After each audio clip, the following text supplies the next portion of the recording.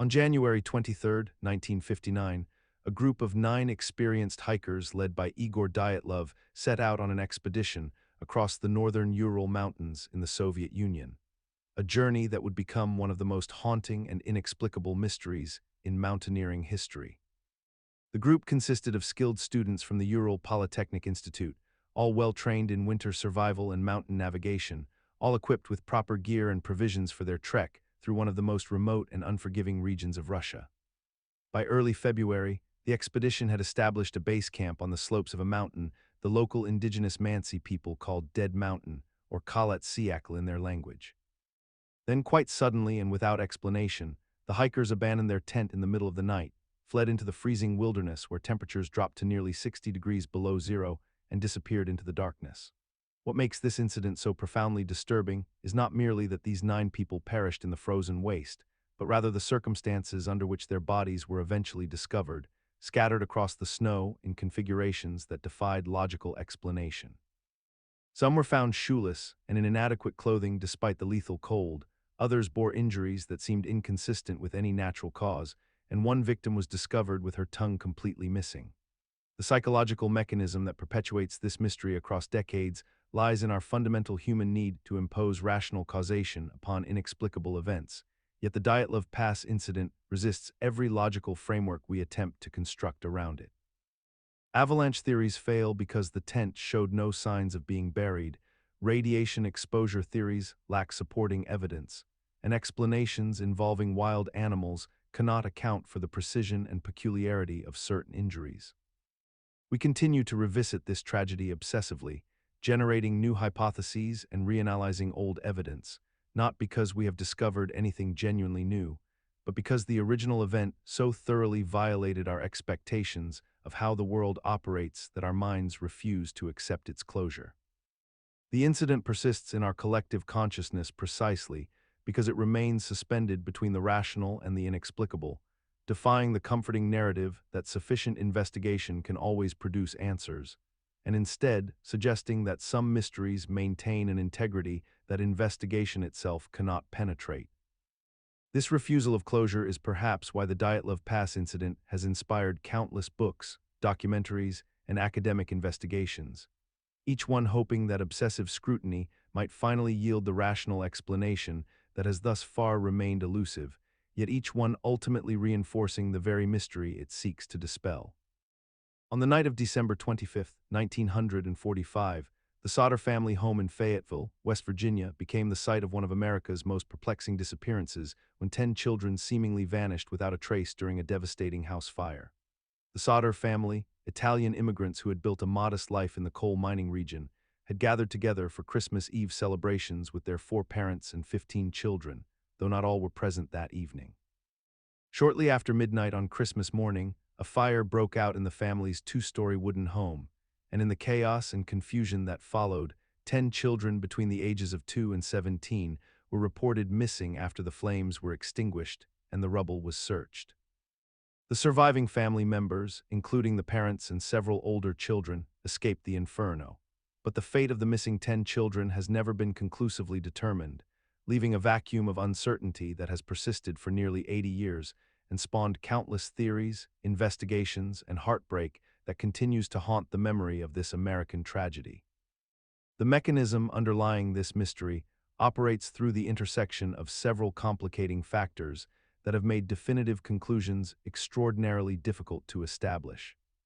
The fire itself was unusually intense and quick-spreading, destroying most of the structural evidence that might have answered crucial questions, while the subsequent investigation was hampered by limited forensic capabilities of the era and conflicting witness testimonies about timing, visibility, and the exact sequence of events. The Sodder parents maintained consistently that their children could not have perished in the fire itself, pointing to the absence of bone fragments or conclusive physical remains that would be expected from 10 bodies exposed to such intense heat, and they harbored suspicions that their children may have been abducted either before or during the chaos of the fire, possibly by individuals motivated by ransom, trafficking, or revenge.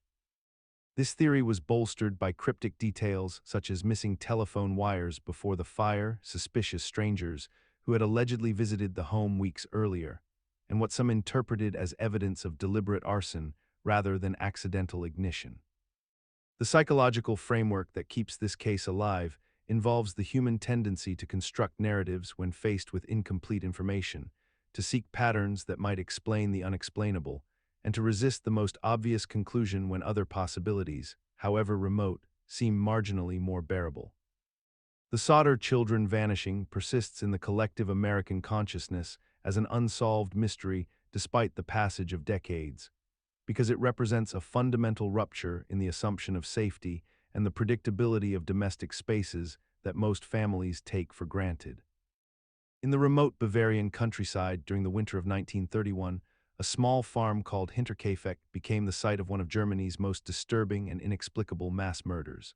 a crime so brutal and mysterious that it has remained unsolved for over 9 decades, continuing to perplex criminologists and historians who have studied every available detail of that dark and frozen period. The farm itself was situated in an isolated region near the village of Wernersburg, accessible only by a narrow path through dense forests, making it a place of profound solitude where the 6 inhabitants lived largely removed from the watchful eyes of their neighbors and the broader community. On the 31st of March, 1931, the local police received a report that would set in motion an investigation into circumstances so strange and horrifying that witnesses struggled to comprehend what had transpired within those weathered walls during the preceding days. The bodies of Andreas Gruber, his wife Cecilia, their adult daughter Victoria, Victoria's 2 children, and the farm's elderly maid their gelée deceased, having been systematically murdered with an axe and then arranged in grotesque displays throughout the farmhouse, their bodies left in postures suggesting both deliberate placement and absolute savagery. What distinguished this crime from typical cases of familial violence was the peculiar timeline and circumstances leading up to the discovery, for Andreas Gruber himself had reported strange occurrences on the farm weeks before the murders took place, describing inexplicable sounds in the attic, mysterious footprints in the snow, and an overwhelming sense of being watched and threatened by an unknown presence that seemed to permeate every corner of his home.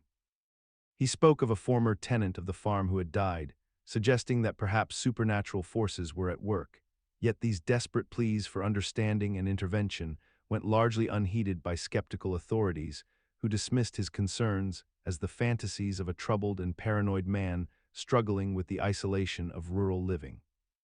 The psychological mechanism underlying the persistence of this mystery rests upon the fundamental human difficulty in accepting that certain violent acts may lack coherent motivation or rational explanation. For we have constructed elaborate systems of criminal investigation and logic that presume all violent behavior flows from identifiable causes and comprehensible desires, whether financial gain, romantic jealousy, or revenge. Yet the Hinterkaifeck murders seem to violate these comfortable assumptions. On August 19, 1966, 2 men were discovered dead on a hillside in the suburbs of Rio de Janeiro, Brazil, lying side by side in matching positions that suggested an almost orchestrated arrangement.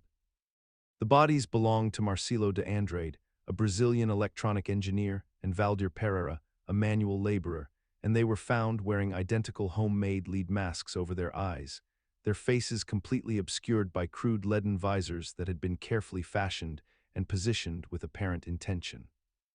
Beside them lay 2 empty water bottles and a half-empty bottle of water, along with some money and personal effects. Yet what made this scene particularly perplexing was the complete absence of any apparent cause of death,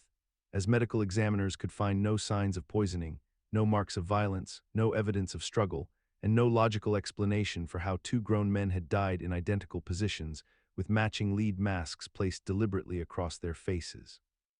The official cause of death was eventually ruled as a heart attack for one and stroke for the other, yet these conclusions seemed inadequate given the mysterious nature of the scene and the deliberate staging of the bodies with their metallic masks. Local newspapers speculated about everything from suicide pacts to secret government experiments to occult rituals, and various theories emerged suggesting the men had been involved in some form of extraterrestrial contact or spiritual transcendence ritual that had gone tragically wrong. The investigation revealed that Pereira had been deeply interested in metaphysical subjects and had attended meetings of a spiritualist group, while Andrade was known to have connections to individuals fascinated by paranormal phenomena, lending some credence to theories that this might have been an intentional death ritual designed to achieve some form of higher consciousness or otherworldly communion. Yet despite decades of investigation, no conclusive explanation has ever been determined, and the lead masks themselves, crude and homemade though they were, remain as mysterious symbols of an act that continues to perplex criminologists and researchers who study this case. The masks themselves seem to suggest that the men did not want to see something, or perhaps did not want to be seen, and whether this was an act of voluntary transcendence, a murder staged to appear as natural death, or some third explanation entirely, the truth remains buried with these two men beneath the Brazilian soil, their final moments and final intentions forever sealed behind those crude, leaden visors that have transformed them into one of the world's most haunting and unexplained deaths. On the 1st of December in 1948, a man was discovered dead on Somerton Beach near Adelaide, Australia, dressed impeccably in a suit despite the summer heat, his shoes removed and placed neatly beside him, his body positioned as though he had simply lain down to rest and never awakened. With no identification of any kind upon his person, and no one coming forward in the decades that followed to claim knowledge of his identity or the circumstances that led to his solitary death on that remote stretch of Australian coastline. The discovery itself was mundane enough, but what emerged in the subsequent investigation transformed this single corpse into one of the most bewildering historical enigmas that would captivate criminologists and amateur investigators for generations to come, spawning countless theories ranging from the mundane to the extraordinary, each one more speculative than the last. A small piece of paper was found sewn into the lining of the man's trousers bearing only the words Tamam shud, which translates from Persian as simply finished or the end, and this cryptic fragment was later identified as originating from a rare edition of the Rubaiyat of Omar Khayyam, suggesting perhaps that whoever this man was, he possessed some knowledge of classical literature and wished to communicate something profound through the selection of this particular phrase at the moment of his passing. The psychological mechanism that keeps this case locked in the public consciousness, despite the absence of any definitive answers, operates through our fundamental human need to construct coherent narratives from fragmented information, our inability to accept that some deaths may simply be accidents or suicides without deeper meaning, and our compelling desire to believe that every mystery possesses a solution waiting to be uncovered, if only we look hard enough or approach the problem from a different angle than those who came before. The mystery has persisted not because evidence is lacking, but precisely because the evidence that does exist is simultaneously too cryptic and too mundane to support any single conclusive theory, whether suggesting he was a foreign spy, a jilted lover who orchestrated his own demise, a victim of foul play, or merely an unnamed drifter whose death has somehow accumulated symbolic weight through the sheer accumulation of unanswered questions surrounding it. And we continue to revisit this case despite knowing that the man himself will likely remain forever anonymous, perhaps finding comfort in the notion that at least his existence left behind some trace, some fragment of mystery that ensures he is remembered long after his name has been lost to history. On the morning of January 15, 1947, a woman named Betty Bersinger was walking through a vacant lot in the Lamert Park neighborhood of Los Angeles when she discovered something that would become one of America's most infamous unsolved murders. The discovery was the bisected body of a young woman, severed cleanly at the waist, drained of blood, and arranged with deliberate precision on the ground. The victim was identified as Elizabeth Ann Short, a 22-year-old aspiring actress known in the Hollywood scene as the Black Dahlia, a nickname she had earned due to her striking appearance and preference for wearing black clothing. The mutilation was so severe and so calculated that it suggested the work of someone with anatomical knowledge, possibly a surgeon or butcher, someone who understood exactly how to dismember a human body with clinical efficiency. The case captivated the nation in ways few murders ever have, generating thousands of tips, hundreds of suspects, and an investigation that would span decades without ever reaching a conclusive resolution. The psychological mechanism underlying the Black Dahlia case's enduring mystery lies in the intersection of several powerful human needs. The crime itself was spectacular enough to demand explanation, yet deliberately obscured enough to resist it, creating what psychologists call cognitive dissonance, a state where our minds remain uncomfortably suspended between partial information and complete uncertainty.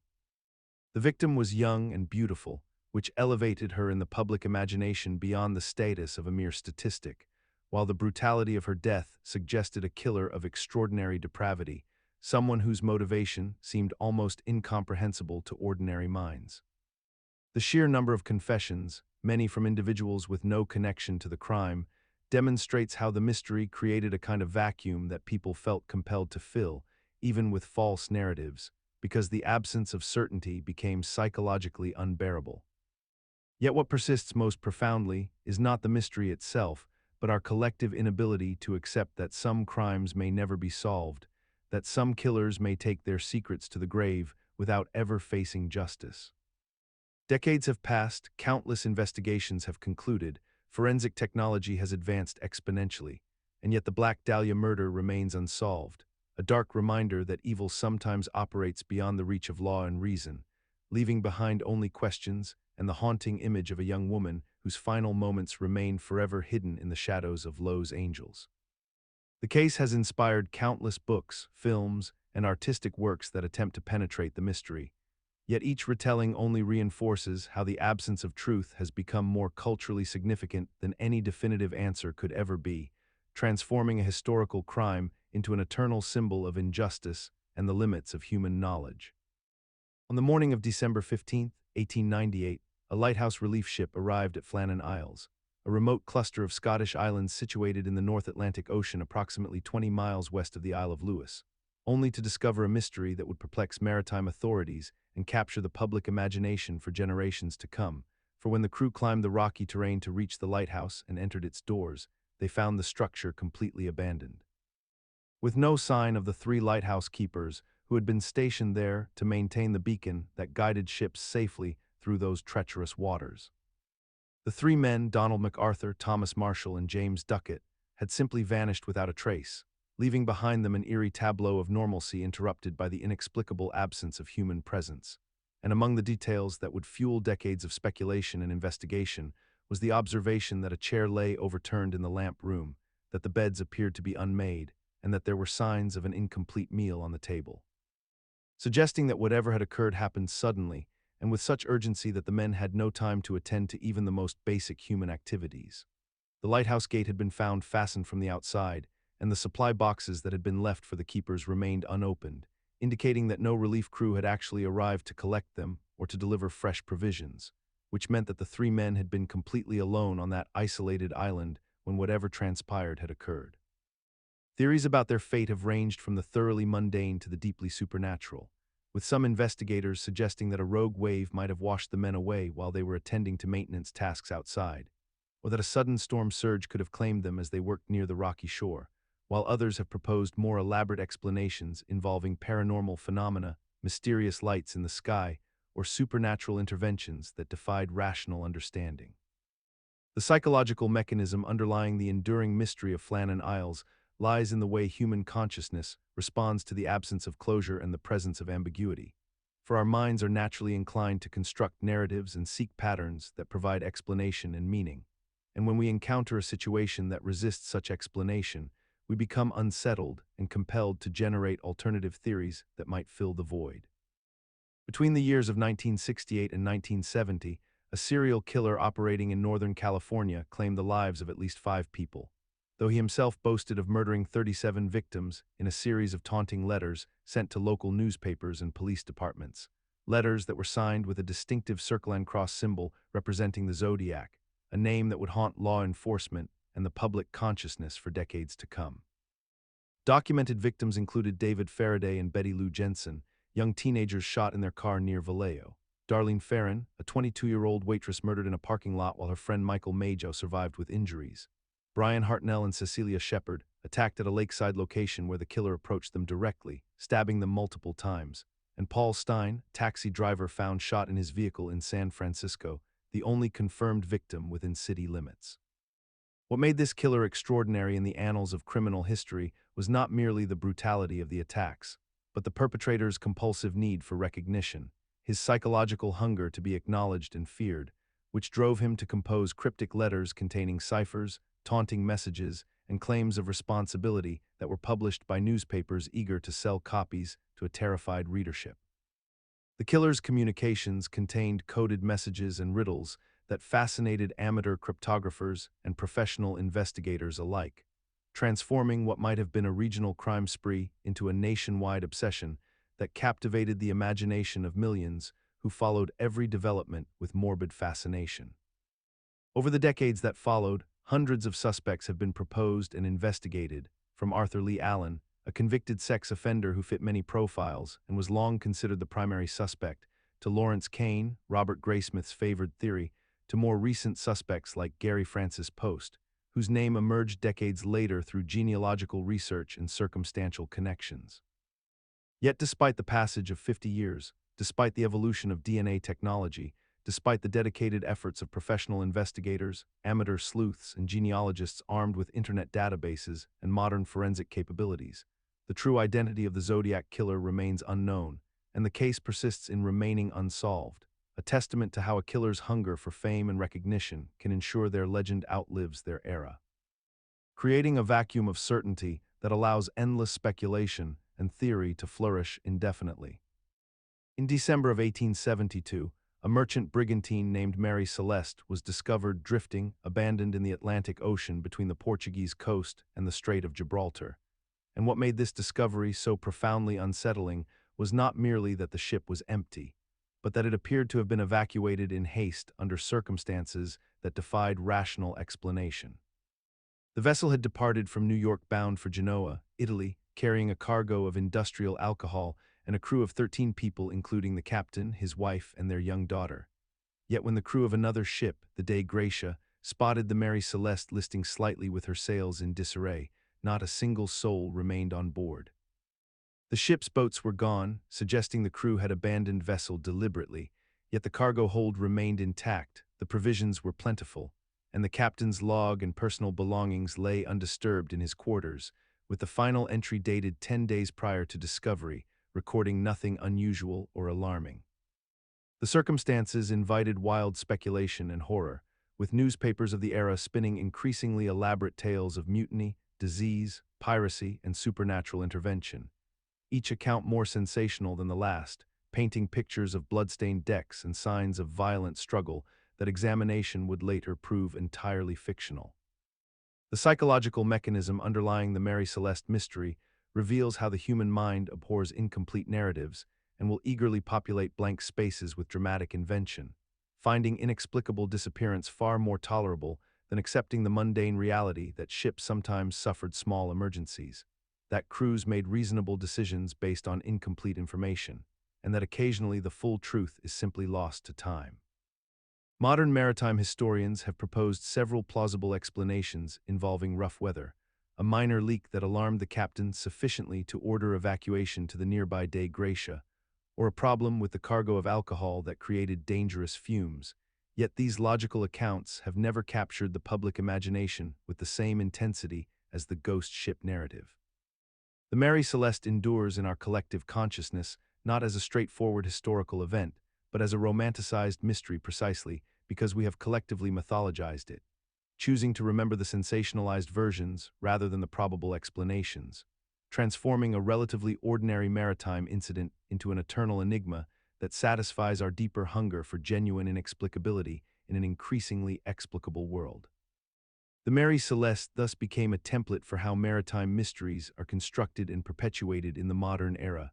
a cautionary tale about the seductive power of unsolved narratives that reminds us that sometimes the most compelling stories are those we tell ourselves rather than those documented by historical fact.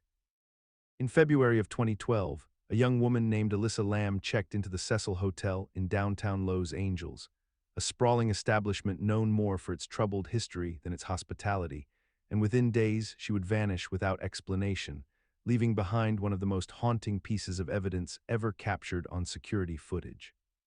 The final images of Elisa alive came from the hotel's elevator camera on the afternoon of February 13th, where she appeared alone, pressing buttons frantically, stepping in and out of the elevator car repeatedly, gesturing toward the hallway as if reacting to something or someone unseen by the lens, her behavior escalating from nervous to increasingly erratic over the course of several minutes before the doors finally closed and she disappeared entirely from view. What made this footage so deeply unsettling was not merely her strange conduct, but the mystery of what had prompted it, for no other person appeared on camera during the entire sequence, suggesting she was either responding to a presence the camera could not detect, or that her mental state had deteriorated to a point where she perceived threats that did not materially exist. The human mind, when confronted with footage of seemingly irrational behavior, begins constructing narratives almost automatically, searching for logical explanations rooted in comprehensible psychology. Perhaps she was experiencing a mental health crisis. Perhaps she was under the influence of substances that altered her perception. Perhaps she was simply disoriented or confused about which floor she needed to reach.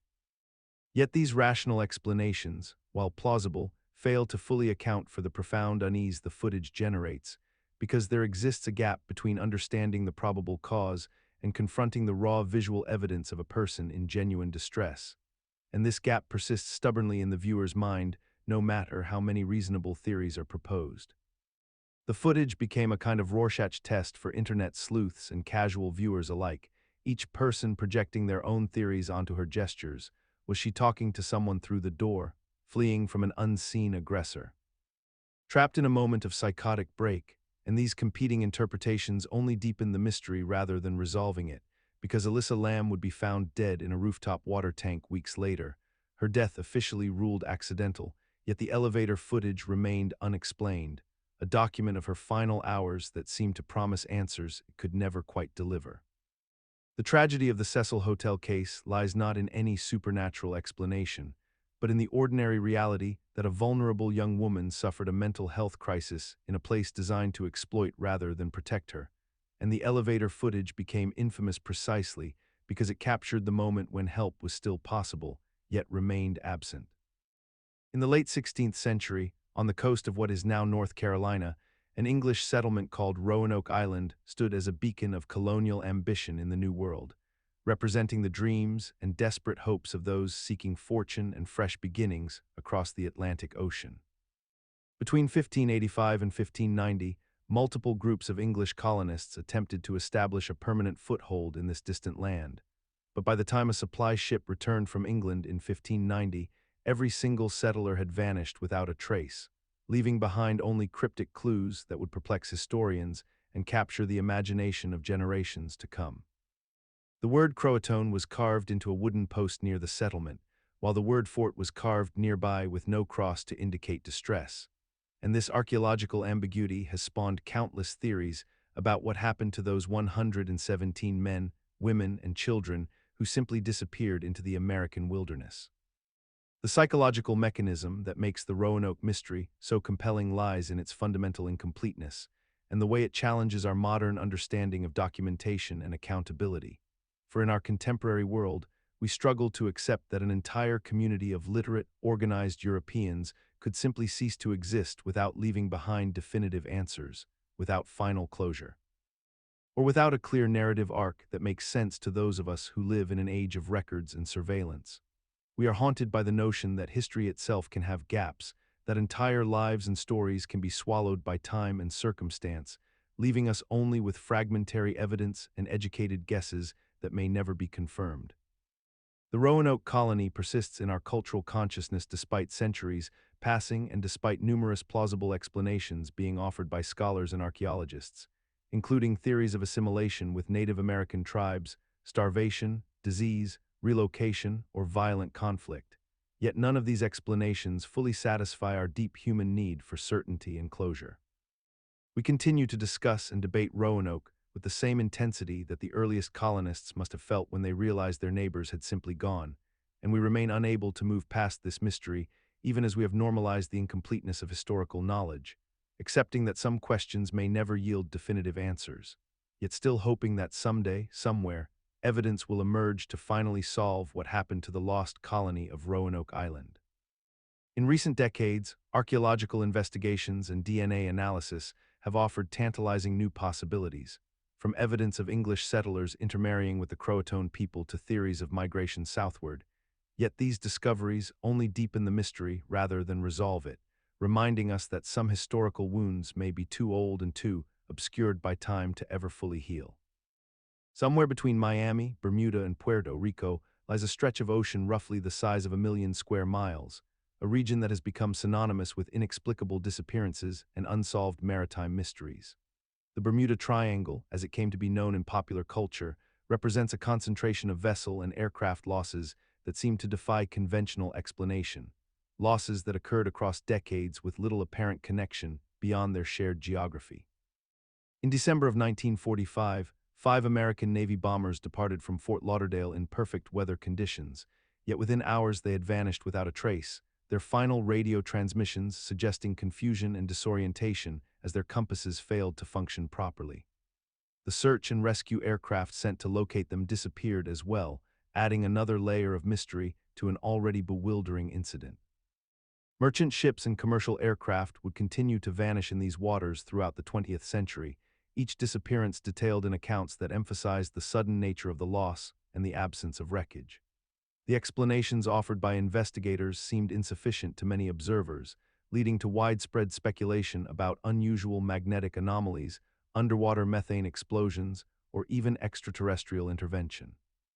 However, marine scientists and statisticians would later demonstrate that the frequency of disappearances in the Bermuda Triangle was not significantly higher than in any other heavily traveled oceanic region, and that many of the most famous cases had been embellished or misrepresented in popular retellings.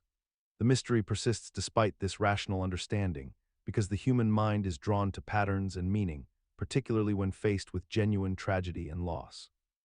We seek explanations that transcend the ordinary, that suggest forces beyond our comprehension, perhaps because acknowledging the random cruelty of the sea and sky feels insufficient when confronted with the absolute disappearance of human beings. The Bermuda Triangle endures as a modern myth not because new evidence continuously emerges, but because we have collectively agreed to maintain its mystique, to treat certain ocean waters as inherently dangerous in ways that statistical analysis cannot fully dispel. It is a reminder that our relationship with mystery itself may be as important as the facts we uncover, and that some stories persist not because they are true, but because they fulfill a deeper human need to believe that vast unknowns still exist beyond our mastery and understanding.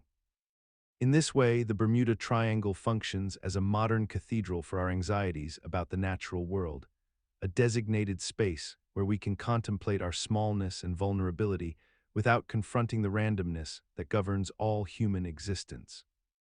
In the autumn of 1888, the impoverished streets of Whitechapel in London's East End became the hunting grounds for one of history's most infamous killers, a figure whose identity remains unknown to this day despite more than a century and a half of investigation and speculation. Between August and November of that fateful year, at least 5 women, most of them engaged in prostitution and living in desperate poverty, were brutally murdered with their throats slashed and their bodies subjected to increasingly severe mutilation, suggesting a killer with anatomical knowledge and a disturbing compulsion that grew more violent with each successive crime. The victims, Mary Ann Nichols, Annie Chapman, Elizabeth Stride, Catherine Eddowes, and Mary Jane Kelly, were found in various locations throughout Whitechapel, their bodies bearing marks of savage fury and deliberate desecration that shocked even the hardened police officers and forensic experts of the Victorian era who had rarely encountered such methodical brutality. What makes the Jack the Ripper case particularly compelling from a psychological perspective is the way the killer seemed to operate with both meticulous planning and uncontrollable impulse, selecting vulnerable victims who would not be immediately missed, yet apparently unable to resist the urge to mutilate their corpses in ways that suggested deep psychological disturbance and possible sexual gratification derived from violence. The lack of clear motive, combined with the killer's apparent knowledge of anatomy and his ability to elude capture despite operating in relatively populated areas, created a perfect storm of mystery that has allowed countless theories to flourish, from the plausible to the purely fantastical, including accusations ranging from a deranged surgeon to a royal conspiracy involving the highest echelons of British society. The reason the Jack the Ripper case continues to fascinate and perplex us despite the passage of so much time is fundamentally connected to how it represents the limits of human knowledge and investigative capability, serving as a stark reminder that some mysteries, particularly those involving human darkness and depravity, may remain eternally unsolved because the truth, once lost to time and circumstance, becomes nearly impossible to recover with absolute certainty. Yet in this very absence of resolution lies the case's enduring power. It transformed a series of murders in a forgotten corner of Victorian London into a cultural phenomenon that would spawn countless books, films, and theories, making Jack the Ripper less a historical figure than a blank canvas upon which each generation projects its own fears, obsessions, and understanding of evil itself. On November 24, 1971, a man using the alias Dan Cooper boarded Northwest Orient Airlines Flight 355 from Seattle to Mexico City, carrying nothing but a briefcase, a dark suit, and a profound sense of purpose that would ultimately reshape popular culture and criminal investigation forever. Shortly after takeoff, Cooper calmly informed the flight attendants that he possessed a bomb, opening his briefcase to reveal what appeared to be dynamite wired to a battery, and he demanded $200,000 in $20 bills, 4 parachutes, and a promise of safe passage once the plane landed. What made this moment extraordinary was not merely the audacity of the crime itself, but rather the peculiar combination of courtesy and calculation that characterized Cooper's demeanor throughout the entire ordeal, as he treated the flight crew with respect, harmed no one, and executed his plan with such meticulous precision that investigators would struggle for decades to identify him with any certainty. The authorities compiled the ransom money. The plane descended to Seattle-Tacoma International Airport, where Cooper released all passengers and crew in exchange for the cash. And then, in an act that defied every conventional understanding of escape logistics, he lowered the rear stairs of the aircraft and jumped into the darkness and ran over the forests of southwestern Washington, disappearing into a landscape of dense woodland and uncertainty that would become his perfect alibi. The psychological mechanism underlying this mystery's persistent cultural resonance stems from the fundamental human attraction to the figure of the intelligent, courteous outlaw who operates outside societal rules without malice or violence,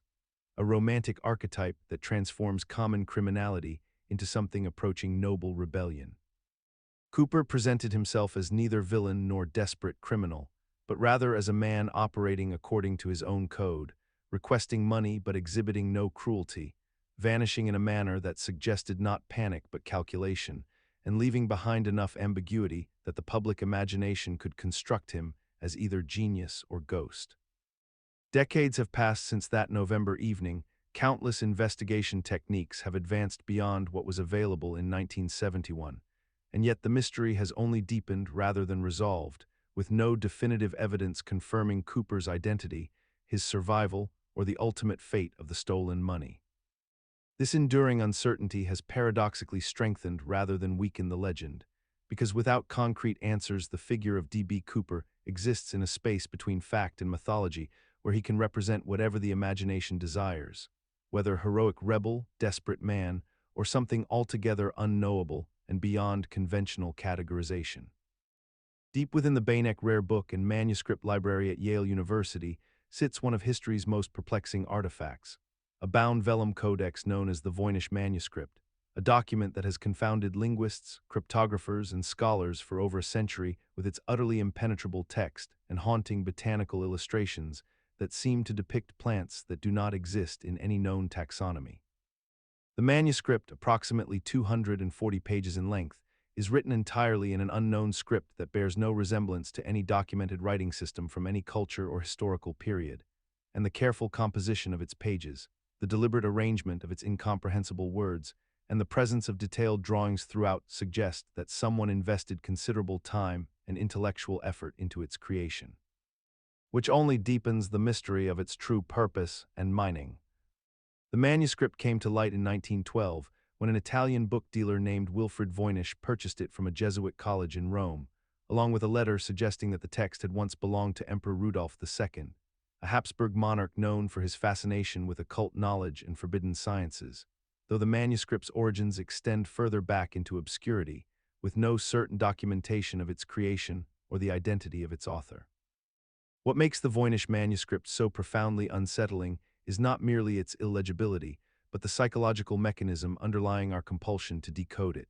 stemming from a fundamental human instinct to recognize patterns and extract meaning from seemingly random information, a neurological drive so powerful that we cannot help but perceive intention and order where there may be none.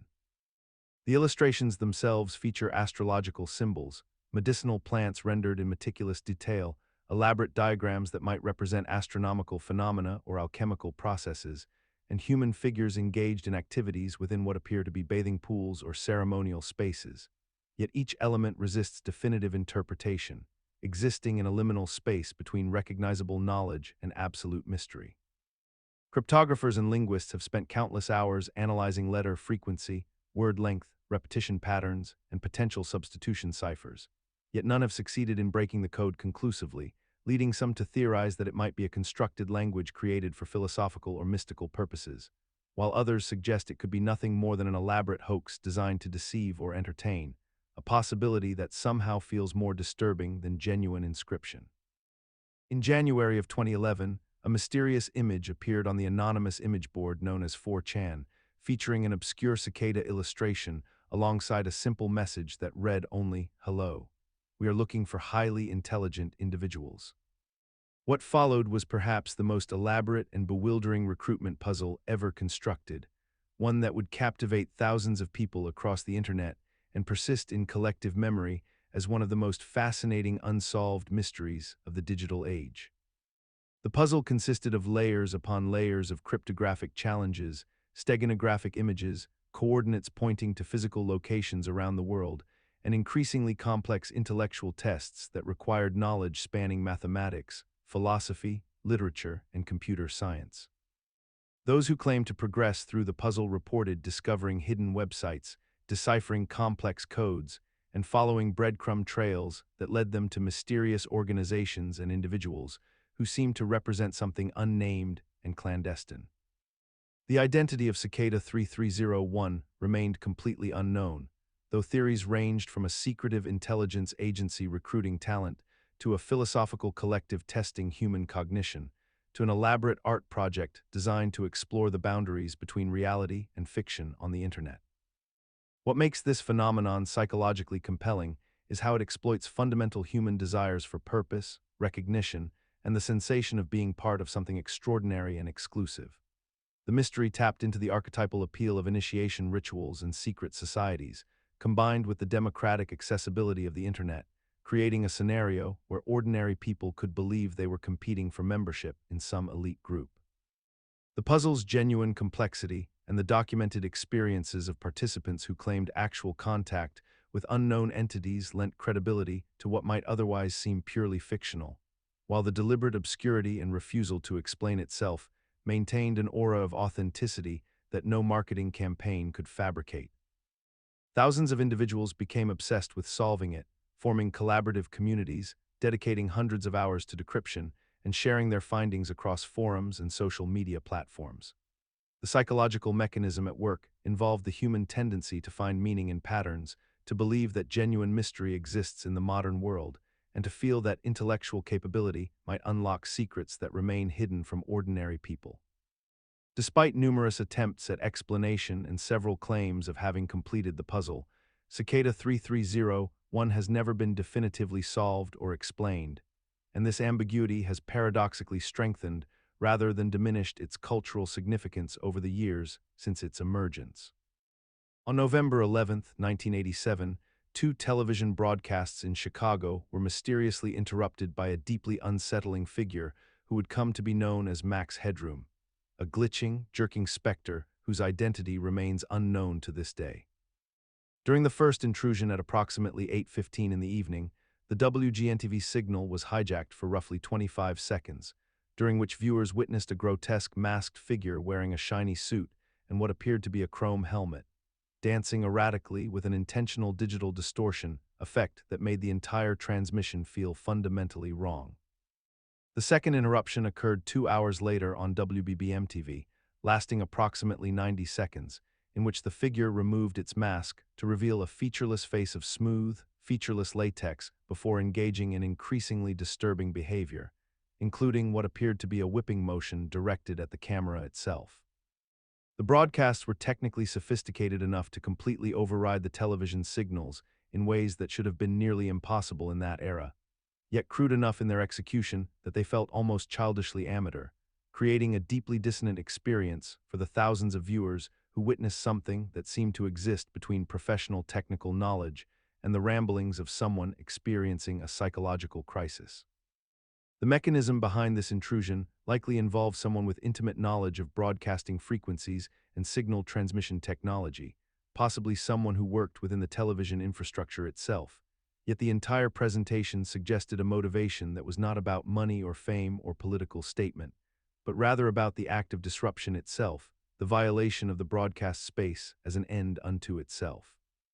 What remains most troubling is that despite decades of investigation by law enforcement, despite the involvement of the FCC and countless amateur detectives, despite the relatively small community of people who possessed both the technical skills and physical access to execute such an intrusion in 1987,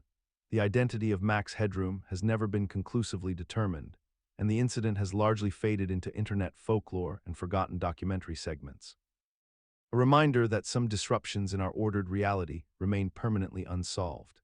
Yet the incident endures in the collective memory of internet culture as a kind of text for unexplained phenomena, spawning countless theories that range from the plausible, a disgruntled engineer with a grudge, to the absurd, each retelling adding new layers of mythology to an event that may ultimately have been nothing more than an elaborate prank by someone whose identity died with their anonymity. On August 15, 1977, a radio astronomer named Jerry Amon was reviewing data from the Big Ear radio telescope at Ohio State University when he noticed something extraordinary in the signal printout, something that would become one of astronomy's most enduring mysteries and one of humanity's most tantalizing brushes with potential extraterrestrial contact. The signal appeared as a series of characters representing radio wave intensity, and in column 6 of the data, there was an unmistakable spike, a narrowband radio signal that was both powerful and improbable, coming from the direction of the Chi Sagittarii star group, approximately 220 light-years from Earth. Amon was so startled by what he saw that he circled the data in red pen and wrote the word "wow" in the margin, a reaction that would give the signal its name and cement it in the annals of unexplained phenomena. The signal lasted exactly 72 seconds, was received on a frequency of 1420 MHz, very close to the hydrogen line, and displayed a characteristic that suggested artificial origin, namely that it was narrowband rather than the broadband radiation typical of natural celestial sources. What made this signal particularly compelling was that it was never detected again despite intensive follow-up observations, and no conventional astronomical explanation could adequately account for its origin or nature. The psychological mechanism that keeps the wow signal alive in our cultural consciousness stems from humanity's profound desire to find evidence of extraterrestrial life and our simultaneous awareness of cosmic solitude, a tension that makes any unexplained signal from space feel laden with significance and meaning.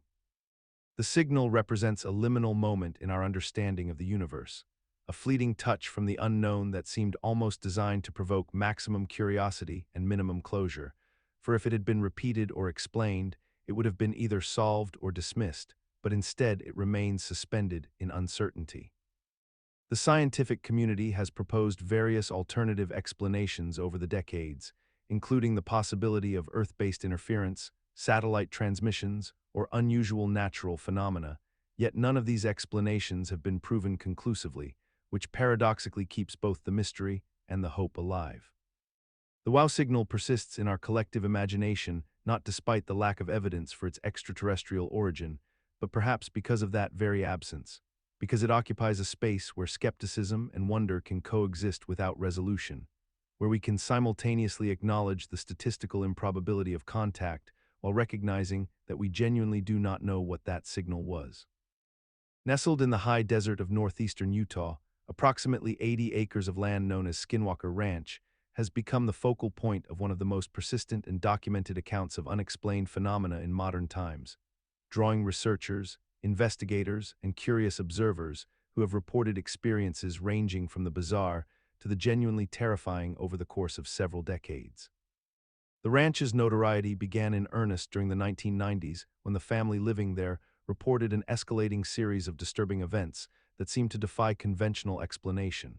including sightings of massive humanoid creatures with hypnotic eyes, inexplicable lights moving intelligently through the night sky, and animals found mutilated in ways that suggested neither predator nor human interference. These reports were documented by physicist James Lakatsky and his team of researchers, who established the National Institute for Discovery Science specifically to investigate the phenomena occurring on this remote property, creating one of the most systematic attempts to catalog and understand the events transpiring there. What makes Skinwalker Ranch particularly compelling is not merely the individual incidents, but rather their consistency and the credibility of many witnesses, including scientists and educated professionals who found themselves confronting experiences that contradicted their understanding of reality and natural law. The phenomena reported include cattle disappearing without trace, massive glowing orbs descending from the sky and hovering just above the ground, humanoid creatures appearing and vanishing within seconds, and an overwhelming sense of dread and helplessness that affected those present, suggesting a level of intentionality and intelligence behind the disturbances. The psychological mechanism underlying how such phenomena persist in our collective consciousness involves the fundamental human response to the unknown and inexplicable,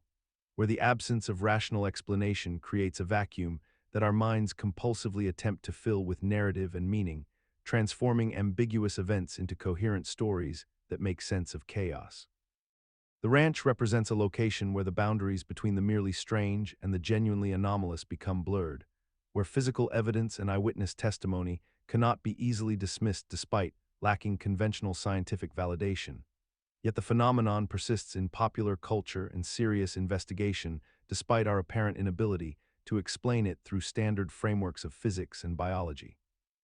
We have normalized the existence of Skinwalker Ranch as a location of legitimate mystery, neither fully accepting nor rejecting its claims, allowing it to occupy a peculiar space in modern consciousness where the unknown remains perpetually unresolved.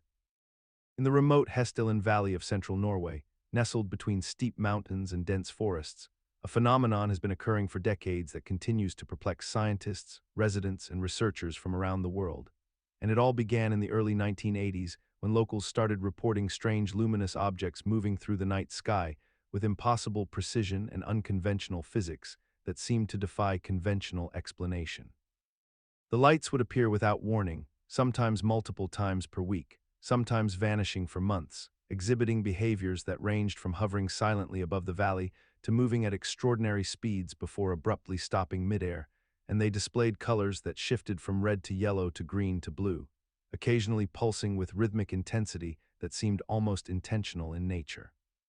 These weren't distant stars or planets, and they weren't conventional aircraft, as they maneuvered in ways that would be physically impossible for any known human technology, accelerating and decelerating without any apparent propulsion system, and witnesses reported that the lights seemed to be observing the valley with what could only be described as purposeful intelligence. Norwegian scientists eventually established a monitoring station in the valley in 1998, equipped with sophisticated instruments designed to measure electromagnetic radiation, light spectrum analysis, and various other environmental data. And over the subsequent years, the research station documented thousands of sightings with photographic and instrumental evidence that confirmed the reality of the phenomenon, proving that these weren't hallucinations or misidentifications, but rather something genuinely present in the physical world.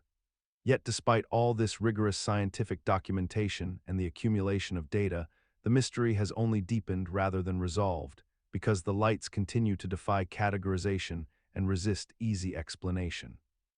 The prevailing theories suggest various explanations ranging from ball lightning, a rare and poorly understood atmospheric phenomenon, to piezoelectric effects caused by the specific mineral composition of the valley's rocks, or perhaps exotic plasma formations created by unusual geological or electromagnetic conditions.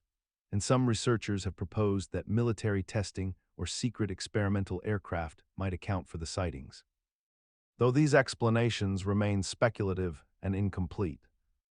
In February of 1947, a Dutch freighter ship named the SS Ourang Medan was traveling through the Strait of Malacca when distress signals began emanating from its radio, and the messages received by nearby vessels painted a picture of absolute horror unfolding at sea. The captain's voice came through crackling and strained, describing a catastrophic situation aboard the vessel where crew members were reportedly dropping dead one by one without any apparent cause, their bodies contorting in grotesque positions, with expressions frozen in terror and agony. The transmissions spoke of officers and sailors collapsing throughout the ship in rapid succession, all experiencing what seemed to be simultaneous and unexplainable deaths, and the captain's final message before all communication ceased was a haunting statement that he too was dying and would join his crew.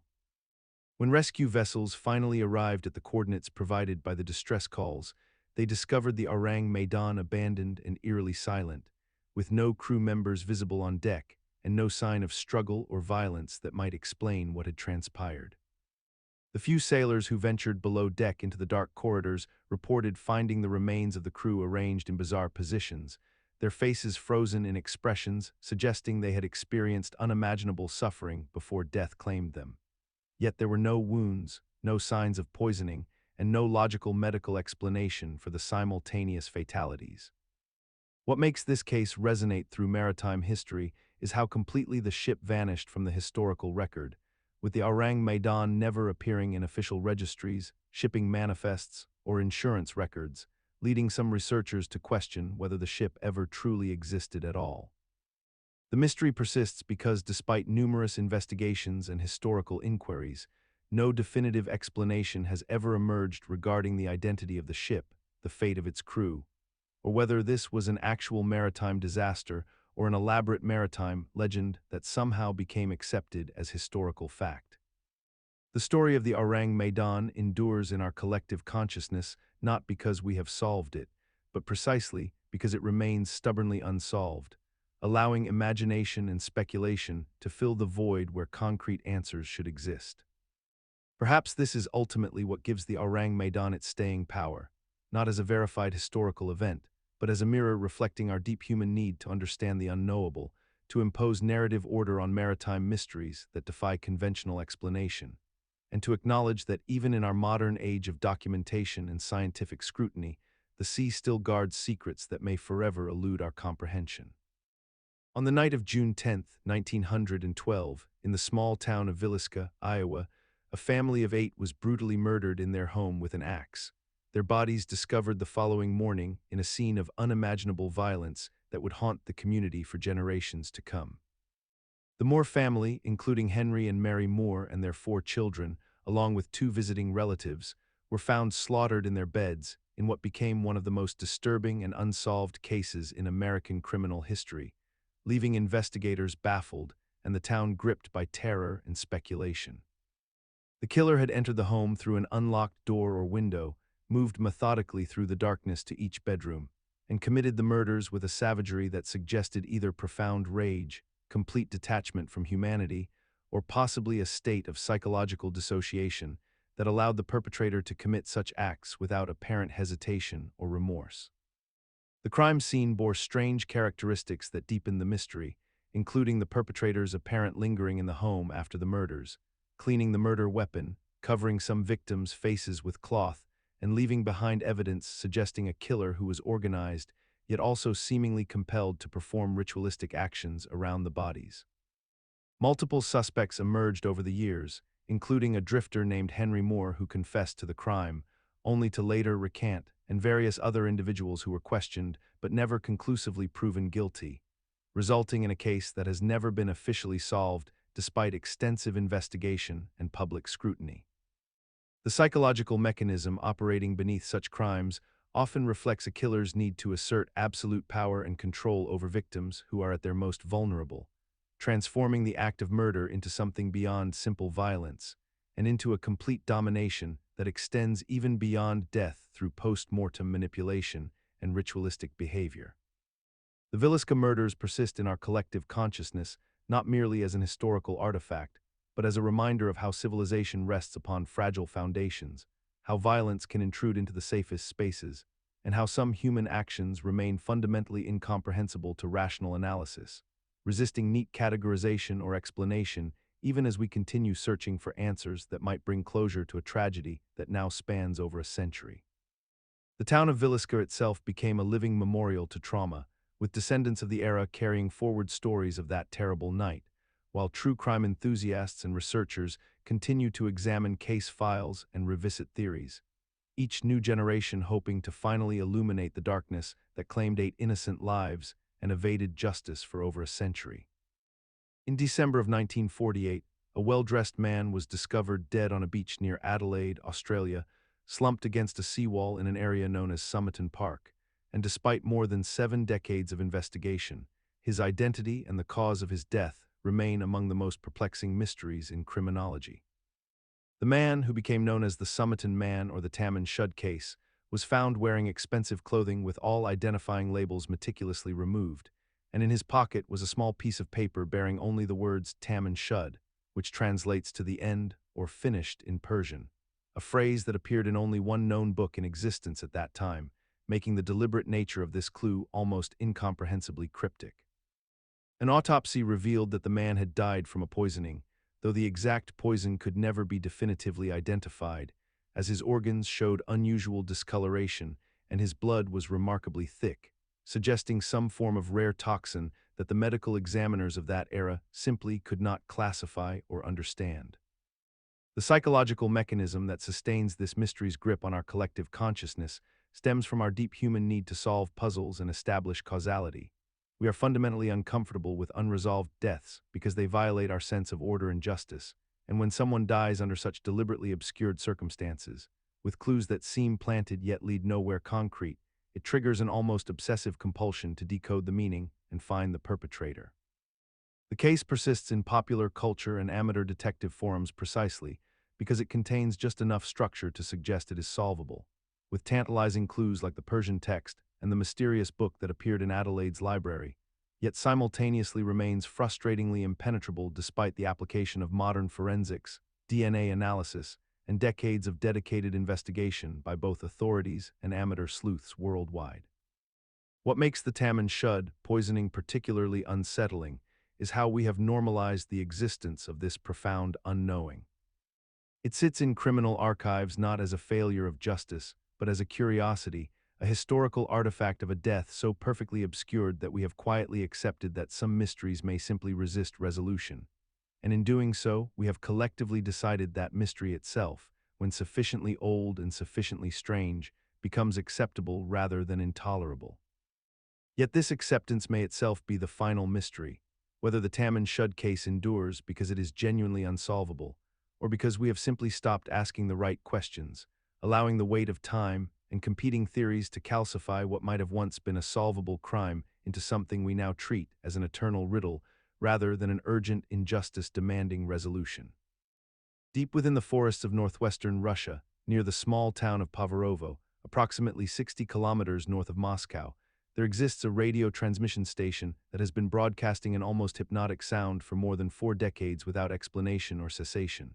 A relentless electronic buzzing noise that repeats at a frequency of approximately 4.6 times per minute, day after day, week after week, year after year. With such consistency that it has become one of the most enduring mysteries in the realm of unexplained radio phenomena. The station, officially designated as UVB-76 and transmitted on the frequency of 4.625 MHz, was first discovered by radio enthusiasts and shortwave listeners sometime during the 1970s, though its exact origins and initial purpose remain shrouded in deliberate obscurity and official silence from Russian authorities. The buzz itself is not merely a background hum, but rather a distinct, metallic sound that punctuates the airwaves with metronomic precision, almost as though some vast mechanical heart were beating endlessly in the electromagnetic spectrum. And during the decades of its operation, this mysterious transmission has captured the imagination and curiosity of countless amateur radio operators, journalists, and researchers who have attempted to divine its purpose and meaning from every conceivable angle of investigation and analysis. Speculation regarding the station's function has ranged across an elaborate spectrum of possibilities, from the plausible to the profoundly unsettling, with many analysts suggesting that it operates as some form of dead man's switch or failsafe system, a continuous signal that would alert observers to catastrophic failure should the transmission ever cease unexpectedly, which would theoretically indicate some form of crisis or emergency at the broadcast location itself. Others have theorized that UVB-76 functions as a numbers station, a type of covert communication system historically used by intelligence agencies to transmit coded messages to operatives deployed throughout foreign territories. With the monotonous buzz serving as either a carrier signal or a method of conveying information through subtle variations in timing and duration that would be imperceptible to untrained listeners, but perfectly intelligible to those possessing the appropriate decryption keys and protocols. What makes this particular station distinctly unsettling is not the existence of covert military or intelligence communications, which are themselves unremarkable features of geopolitical reality, but rather the absolute refusal of any official entity to acknowledge, explain, or justify the transmission in any meaningful way whatsoever, creating a void of information that human psychology naturally and almost inevitably fills with speculation and anxiety. In November of 1970, a hiker discovered the charred remains of a woman in a remote ravine near Hessdalen Valley in Bergen, Norway, and the subsequent investigation would become one of Scandinavia's most perplexing unsolved cases, a mystery that has resisted every attempt at identification and explanation for more than 5 decades. The body was found in such an advanced state of decomposition and burning that establishing basic facts about who this woman was proved extraordinarily difficult. Yet what emerged from the forensic examination suggested she had been deliberately trying to conceal her identity in the days or weeks before her death, a revelation that transformed her from an unknown victim into an enigma wrapped in deliberate obfuscation. All of her clothing bore removed labels, every tag and identifying mark meticulously stripped away, and the few items recovered from the scene, including prescription bottles and personal effects, offered no clear leads to investigators, only deepening the mystery of who she was and why she had gone to such extraordinary lengths to erase any trace of her identity from the world. The psychological mechanism at work here taps into humanity's fundamental need to know, our inability to accept the permanent disappearance of a person into anonymity and mystery, for we are creatures who require narrative closure and identifiable subjects around which to construct our understanding of events. The case has generated numerous theories over the decades, each attempting to impose order and explanation onto a situation that seems designed to resist such imposition, whether she was a foreign spy, a victim of circumstance, someone fleeing persecution, or someone fleeing themselves, yet none of these theories has ever achieved definitive proof or universal acceptance. What persists despite all logical investigation and forensic advancement is our tendency to remain fascinated by this unknown woman, to keep constructing narratives around her disappearance even as we acknowledge we may never know the truth, suggesting that the human mind finds something compelling in the very structure of permanent mystery itself. In the possibility that someone can simply cease to exist as an identifiable entity and become nothing more than an unsolved question that echoes through time. The Hessdalen woman thus serves as a kind of mirror reflecting our own anxieties about obliteration and erasure, reminding us that in an age of digital footprints and constant documentation, the deliberate act of vanishing, or being vanished, remains hauntingly possible, a gap in the record that refuses to be filled. On February 25, 1957, a cardboard box was discovered in the basement of an apartment building in Philadelphia, Pennsylvania, and inside that box lay the decomposed remains of a young boy, estimated to be between 4 and 10 years old, wrapped in newspaper from 1955 and 1956, with no identification whatsoever, no clothing that could be traced, and no immediate way to determine who this child had been or how long the body had been concealed in that dark space beneath the building where residents came and went without knowing that death itself was catalogued and stored among the forgotten infrastructure of their everyday lives. The boy, who had come to be known only by the generic label assigned to him, became one of America's most haunting cold cases, not because of the manner of death, which suggested possible suffocation or neglect, but because despite decades of investigation, forensic advancement, and public awareness campaigns, this small child's identity has remained an impenetrable mystery, a void that no detective work has been able to fill, no DNA database has been able to match, and no deathbed confession has ever illuminated. The psychological mechanism that makes this case particularly disturbing operates on a fundamental level within our consciousness, because a child without identity is a child without history, without family, without the basic human recognition that suggests they ever truly existed in any meaningful way, and the box itself becomes a symbol of anonymity so profound that it challenges our assumption that all people, regardless of age or circumstance, leave some trace of their existence upon the world. What persists in the unsolved nature of this case is not merely the absence of answers, but the acceptance of that absence as potentially permanent, the collective acknowledgement that some people can live and die and be discovered and still remain unknown, suggesting that identity itself is sometimes a privilege rather than a universal birthright, and that somewhere in the accumulated records of missing children, there exists a family that lost someone they perhaps never reported missing. Or a mother who never knew what became of her son, and the boy in the box remains suspended in time, forever unnamed, forever a question without resolution, a reminder that the machinery of society can process death without ever understanding life. In the decades since his discovery, forensic technology has advanced exponentially: DNA analysis, genealogical databases, facial reconstruction. Yet the boy remains unidentified, suggesting that anonymity itself can be a kind of crime that persists even after the body has been found and the mystery has become public. In the small town of Circleville, Ohio, a mystery began in 1976 that would perplex law enforcement for decades and transform an entire community into a landscape of suspicion and paranoia. It started with anonymous letters, dozens of them, arriving at the homes of local residents with alarming frequency and unsettling personal details about the recipients' private lives. The letters were crude, often poorly spelled, filled with accusations and gossip about infidelity, questionable business practices, and hidden secrets, written by someone who clearly possessed intimate knowledge of the town's inner workings. The letters were signed with simple initials or pseudonyms, but their author remained completely unknown, even as hundreds upon hundreds of them poured into mailboxes throughout Circleville over the subsequent years. The phenomenon grew so widespread that residents began to fear their own secrets exposed, and the town's tight-knit community fractured under the weight of suspicion and distrust.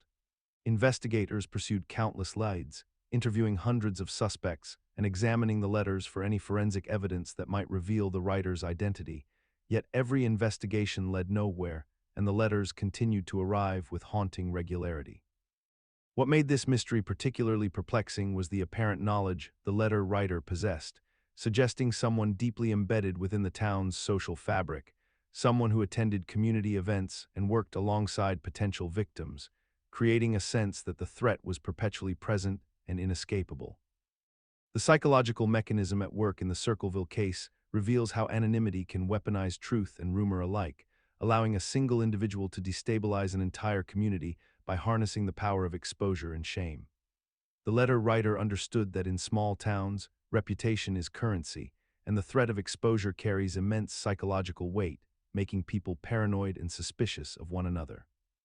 Yet despite decades of investigation, technological advances, and the involvement of multiple law enforcement agencies, the identity of the Circleville letter writer has never been conclusively determined, and the case remains officially unsolved, a testament to how thoroughly one person can erase themselves while simultaneously making an indelible mark on the places and people around them.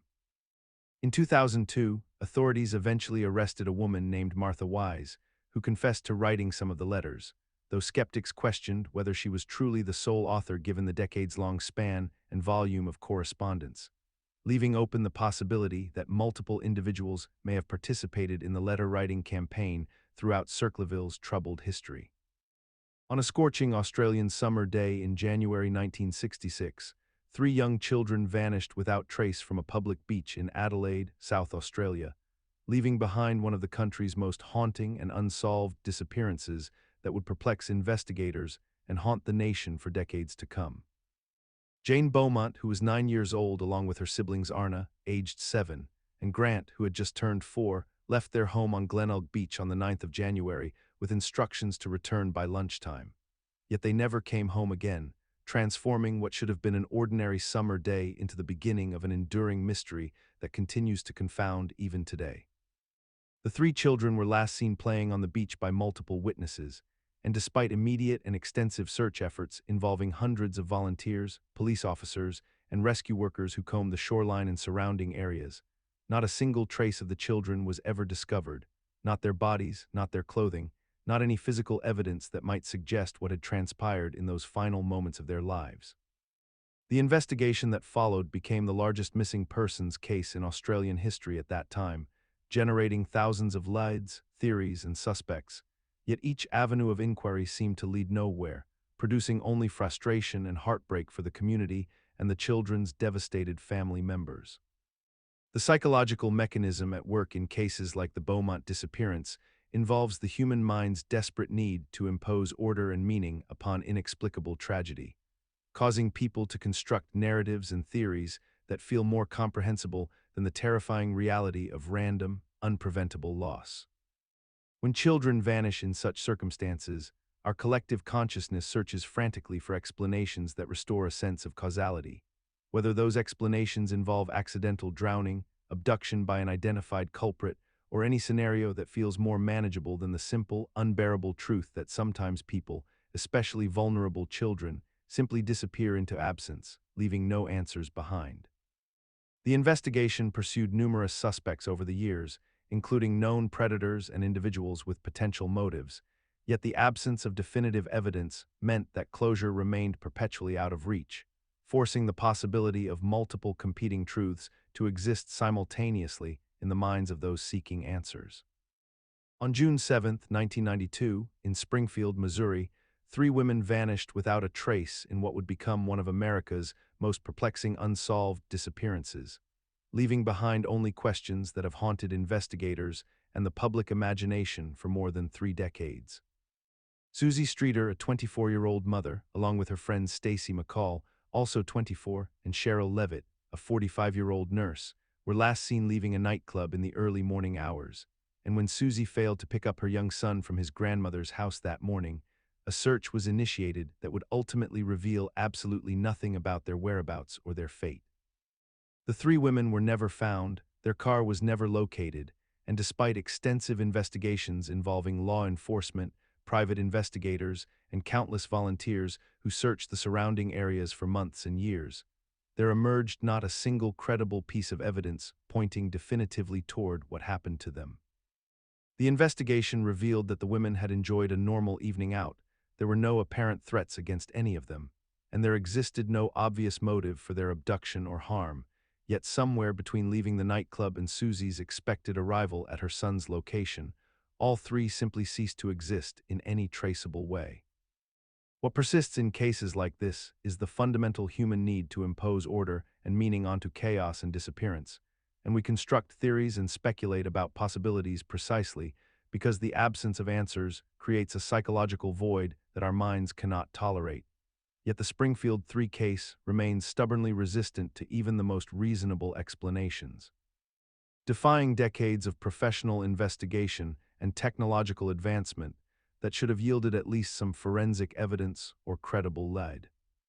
The case endures in the public consciousness not despite its lack of resolution, but perhaps because of it, as it represents a kind of ultimate vulnerability in modern society, where 3 adults can vanish completely during ordinary circumstances in a populated area, leaving behind families forever fractured by not knowing, and a community haunted by the knowledge that somewhere in their region, something occurred that remains entirely concealed from discovery.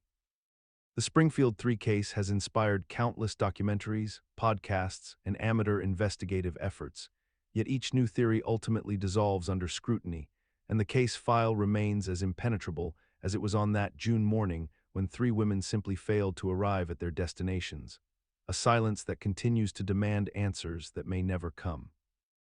In the spring of 1828, the streets of Nuremberg, Germany witnessed one of history's most perplexing arrivals when a teenage boy stumbled into the city, barely able to walk, clutching a letter addressed to a cavalry captain and speaking only in fragmented utterances that suggested a profoundly isolated existence.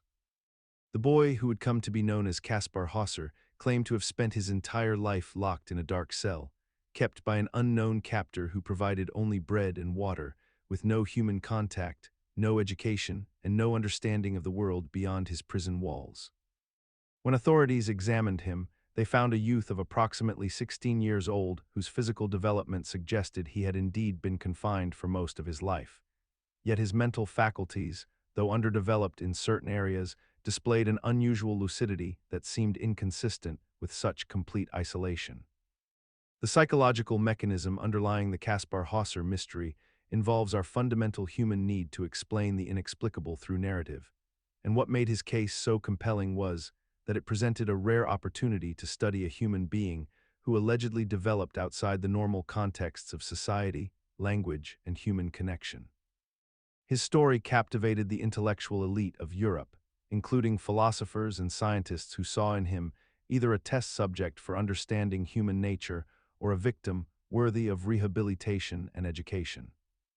Over the following years, as Kaspar slowly learned to communicate and integrate into society, fragments of information emerged suggesting various theories about his true origins, ranging from claims that he was an illegitimate child of European nobility hidden away for succession purposes, to the possibility that he had been subjected to deliberate psychological experimentation, though none of these theories could ever be conclusively proven.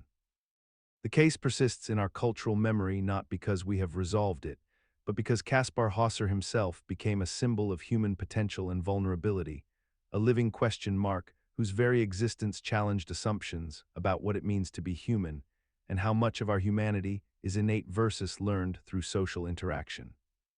His mysterious death in 1833, stabbed by an unknown assailant, only deepened the enigma, as if the world could not permit the question he embodied to remain unanswered. And in the centuries since, artists, writers, and filmmakers have repeatedly returned to his story, each generation finding in Kaspar Hauser a mirror for their own anxieties about identity, authenticity, and the forces that shape human consciousness. From Werner Herzog's haunting 1974 film to Peter Sloterdijk's philosophical treatises, Kaspar Hauser has transcended historical curiosity to become a prism through which we examine the nature of consciousness itself, reminding us that some mysteries are valuable precisely because they resist resolution. In the remote wilderness of southern Vermont, spanning the late 1970s into the early 1980s, a cluster of disappearances occurred that would come to define one of America's most perplexing geographic anomalies. The Bennington Triangle, named after the town at its center, encompasses an area of roughly 200 square miles of densely forested terrain and rugged mountains where 7 people vanished without trace in just over a decade.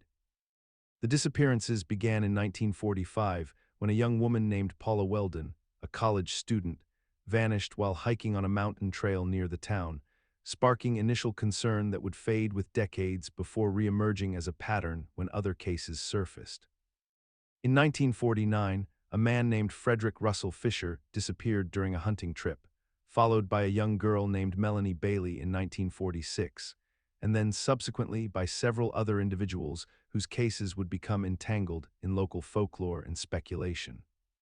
What distinguishes these disappearances from isolated incidents is their geographic clustering and the eerie consistency in the circumstances surrounding them, most occurring in rural areas where vast forests offer endless possibility for concealment, yet also where rescue efforts should theoretically be more manageable than in urban environments. The psychological mechanism underlying the persistence of the Bennington Triangle phenomenon lies in humanity's fundamental need to find patterns and meaning in tragedy, particularly when official explanations seem insufficient or unsatisfying. Our minds are wired to create narratives that connect disparate events into cohesive stories, and when a geographic area becomes associated with disappearances, every subsequent missing person report reinforces the pattern, whether or not causation genuinely exists. The triangle itself became a repository for projection and speculation, with theories ranging from serial killers operating in the region to paranormal phenomena, wild animal attacks, or even extraterrestrial involvement, each explanation attempting to impose order on apparent randomness. Despite decades of investigation and the application of modern forensic techniques, most of these cases remain officially unsolved, and the Bennington Triangle continues to occupy space in contemporary consciousness as a symbol of nature's indifference and the fragility of safety, even in familiar landscapes, enduring as a narrative of mystery precisely because it resists definitive resolution. The families of the disappeared remain caught between hope and acceptance, their unanswered questions becoming a permanent fixture of the region's identity, while the triangle itself has transformed into a pilgrimage site for paranormal enthusiasts and true crime researchers who continue to search for connections that official authorities have deemed coincidental rather than causal. On the evening of October 21, 1978, a young Australian pilot named Frederick Valentich departed from Moorabbin Airport in Victoria, flying a small Cessna 192 aircraft toward King Island, a routine training flight that would become one of aviation's most enduring mysteries. Valentich was 20 years old, relatively inexperienced, with approximately 240 hours of flying time logged in his name, and he had reported to air traffic control that he was cruising at 2,000 feet when he began to notice something unusual in the airspace around him. At 7.6 miles west of King Island, Valentich radioed back to the tower with increasing concern, describing a large aircraft above him with a green light that seemed to be following his movements, hovering and moving in ways that defied conventional aircraft behavior. The communications between Valentich and air traffic control became more frantic as he reported that the object was very close to him now, that his engine was coughing and sputtering, that the aircraft seemed to be playing games with him, moving above and below his Cessna in patterns that suggested intelligent but inexplicable purpose. Then, after approximately 5 minutes of increasingly alarmed transmissions, Valentich's final words crackled through the radio. "It's not an aircraft," followed by a sound described as a metallic scraping noise, and then complete silence as all radio contact ceased permanently. The Cessna with Valentich inside had vanished without trace into the dark Australian evening, and despite intensive search and rescue operations across the waters between the coast and King Island, no wreckage, no debris, and no body was ever recovered. The psychological mechanism that keeps this mystery alive in our collective consciousness relates to our deep fundamental need to reconcile the inexplicable with rational explanations, and yet no satisfactory conclusion has ever emerged despite decades of investigation and speculation. Some have proposed that Valentich experienced disorientation and flew into the ocean, that his sighting of another aircraft was misidentified, that the metallic sound was merely radio interference. Yet these explanations strain against the coherence and clarity of his transmissions and the impossible maneuvers he reported. The Valentich disappearance persists in our modern consciousness despite our technological advancement and our apparent mastery over the skies, because it represents a fundamental violation of our sense of order. A young man's voice suddenly erased from existence with no witnesses, no wreckage, and no satisfying narrative conclusion, leaving us suspended in the discomfort of genuine unknowing. In the winter of 1978, 5 young men from Yuba City, California vanished under circumstances so bizarre and disconnected that the case has haunted investigators and amateur theorists for decades, representing one of the most perplexing disappearances in American criminal history. Gary Mathias, age 25, Jack Madruga, age 20, Ted Weiher, age 32, Jack Hughie Huggins, age 18, and Bill Sterling, age 16, left a party together on the evening of March 18th, heading back to their homes in what should have been an ordinary drive through the Sierra Nevada foothills. What happened next fragmented into a series of inexplicable events that seemed to defy rational explanation, with each discovery raising more questions than answers about the nature of their fates. The search efforts that followed uncovered pieces of the mystery scattered across remote terrain, including an abandoned station wagon, survival gear left behind in the wilderness, and one survivor whose account of the events was so disorienting that it only deepened the confusion rather than clarifying it. The psychological mechanism that makes the Yuba County Five so compelling lies in its resistance to neat categorization, as the case contains elements of voluntary disappearance, foul play, natural tragedy, and psychological breakdown all simultaneously, making it impossible to settle on a single narrative that explains everything we know. The evidence suggests chaos and poor decision-making, yet also hints at something more sinister operating in the background, creating a cognitive dissonance that prevents closure because no conclusion feels entirely sufficient.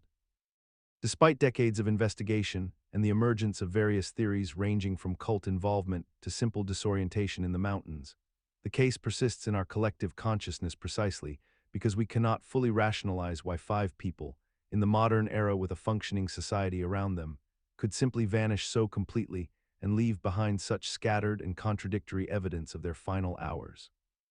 The discovery of their abandoned car near a remote highway, combined with the later finding of skeletal remains scattered across miles of terrain, suggests a narrative of panic and disorientation rather than coordinated abduction.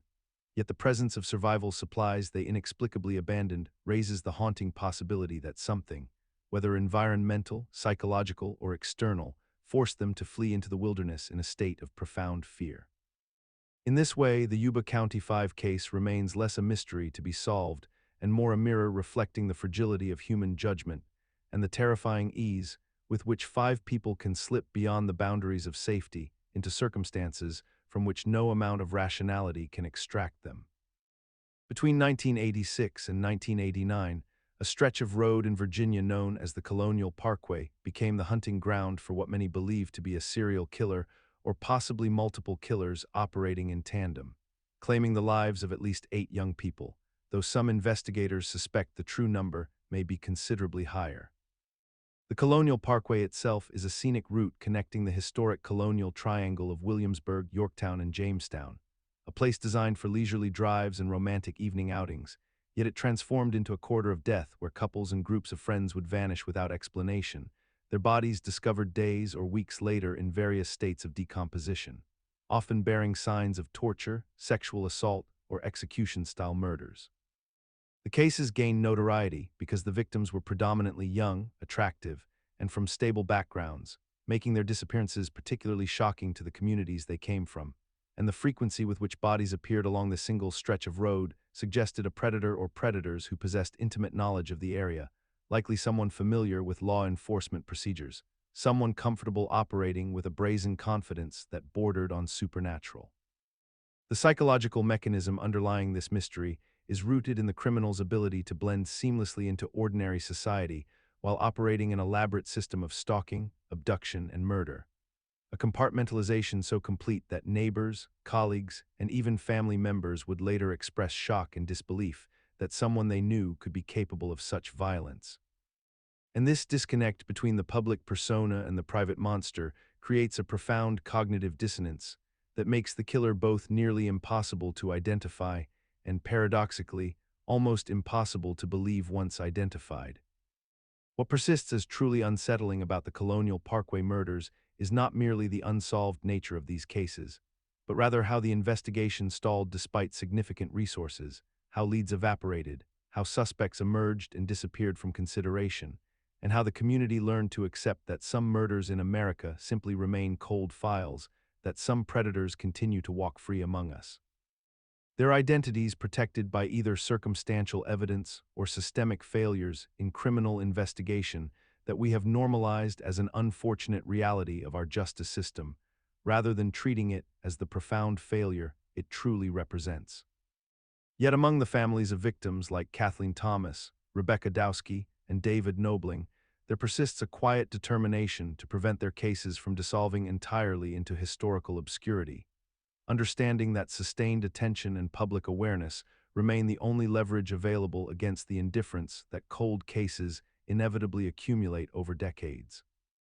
Between 1976 and 1977, the Detroit metropolitan area, specifically Oakland County, Michigan, became gripped by a reign of terror that would claim the lives of 4 children and fundamentally alter the way an entire region perceived safety and childhood itself. The killer, who remains unidentified to this day, targeted young victims with a methodical precision that suggested intimate knowledge of the community, yet eluded every investigative technique available to law enforcement at the time. Mark Stebbins, a 12-year-old boy, became the first victim when his body was discovered on February 19, 1976, positioned deliberately near a road with deliberate staging, suggesting the killer wished his work to be found and recognized.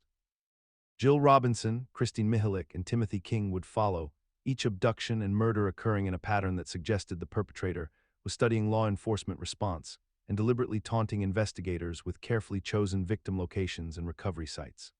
The killer demonstrated an understanding of forensic science that was uncommon for the era, cleaning bodies before disposal and selecting dump sites that maximized investigative confusion while minimizing evidence collection.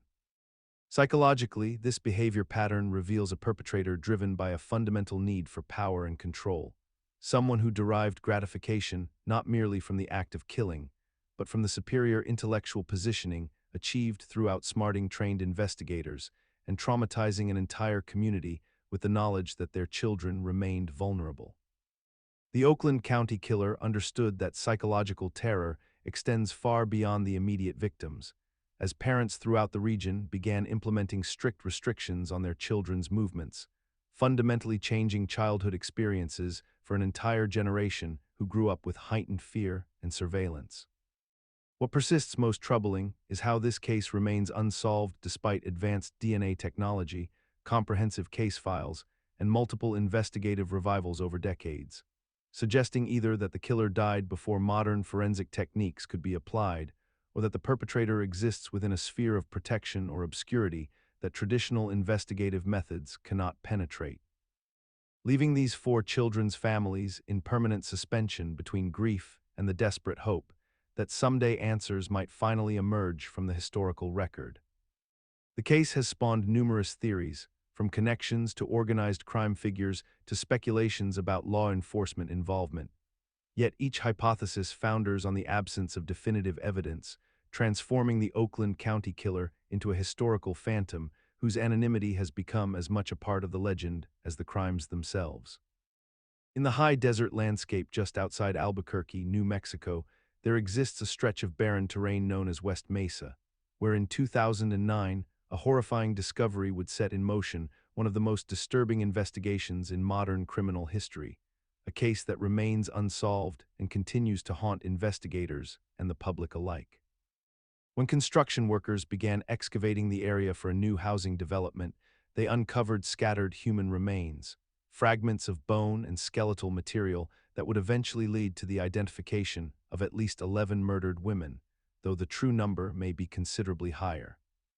These victims were predominantly Hispanic women, many of whom had been missing for years, some for over a decade, their disappearances largely overlooked by authorities and their cases growing cold in filing cabinets across the region.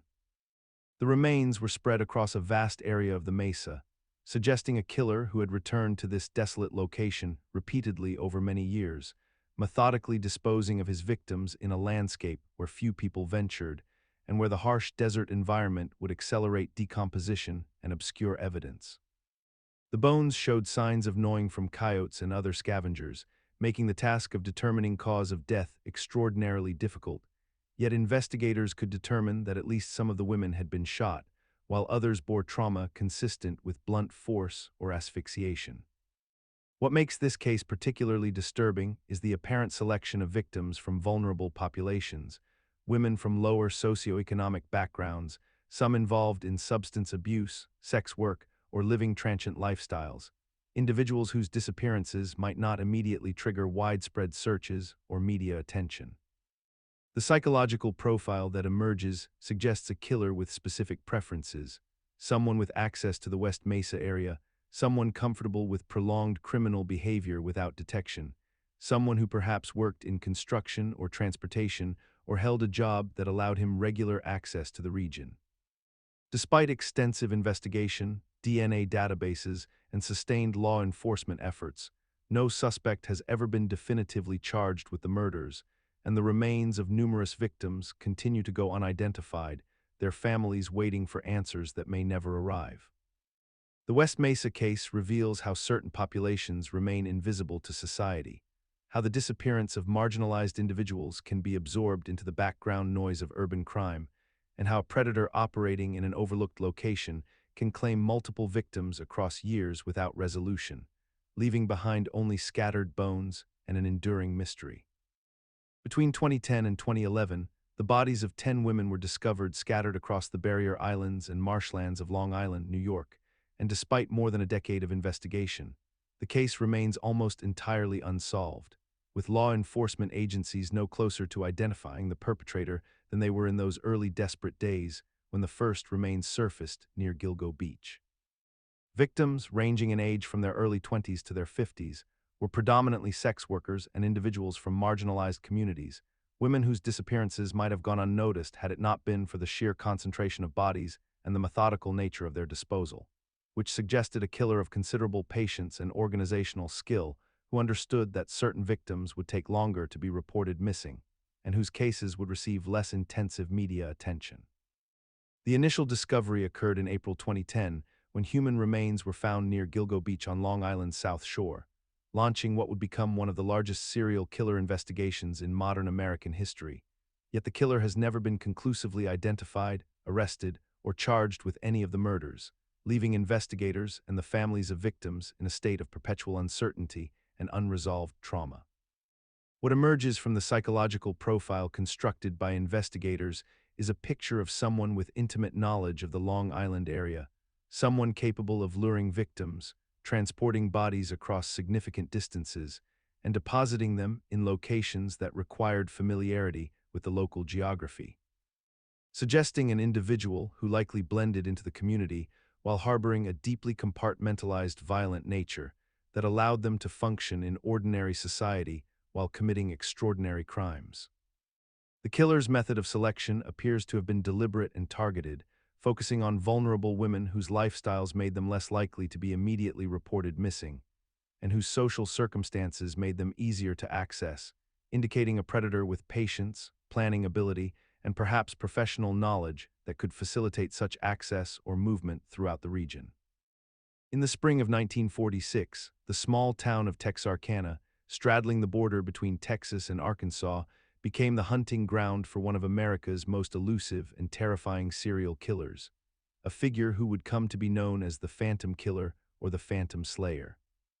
Between February and May of that year, this unknown assailant attacked at least 14 people in a series of brutal home invasions and outdoor assaults, murdering 5 of them in a methodical pattern that suggested careful planning and intimate knowledge of his victims' routines.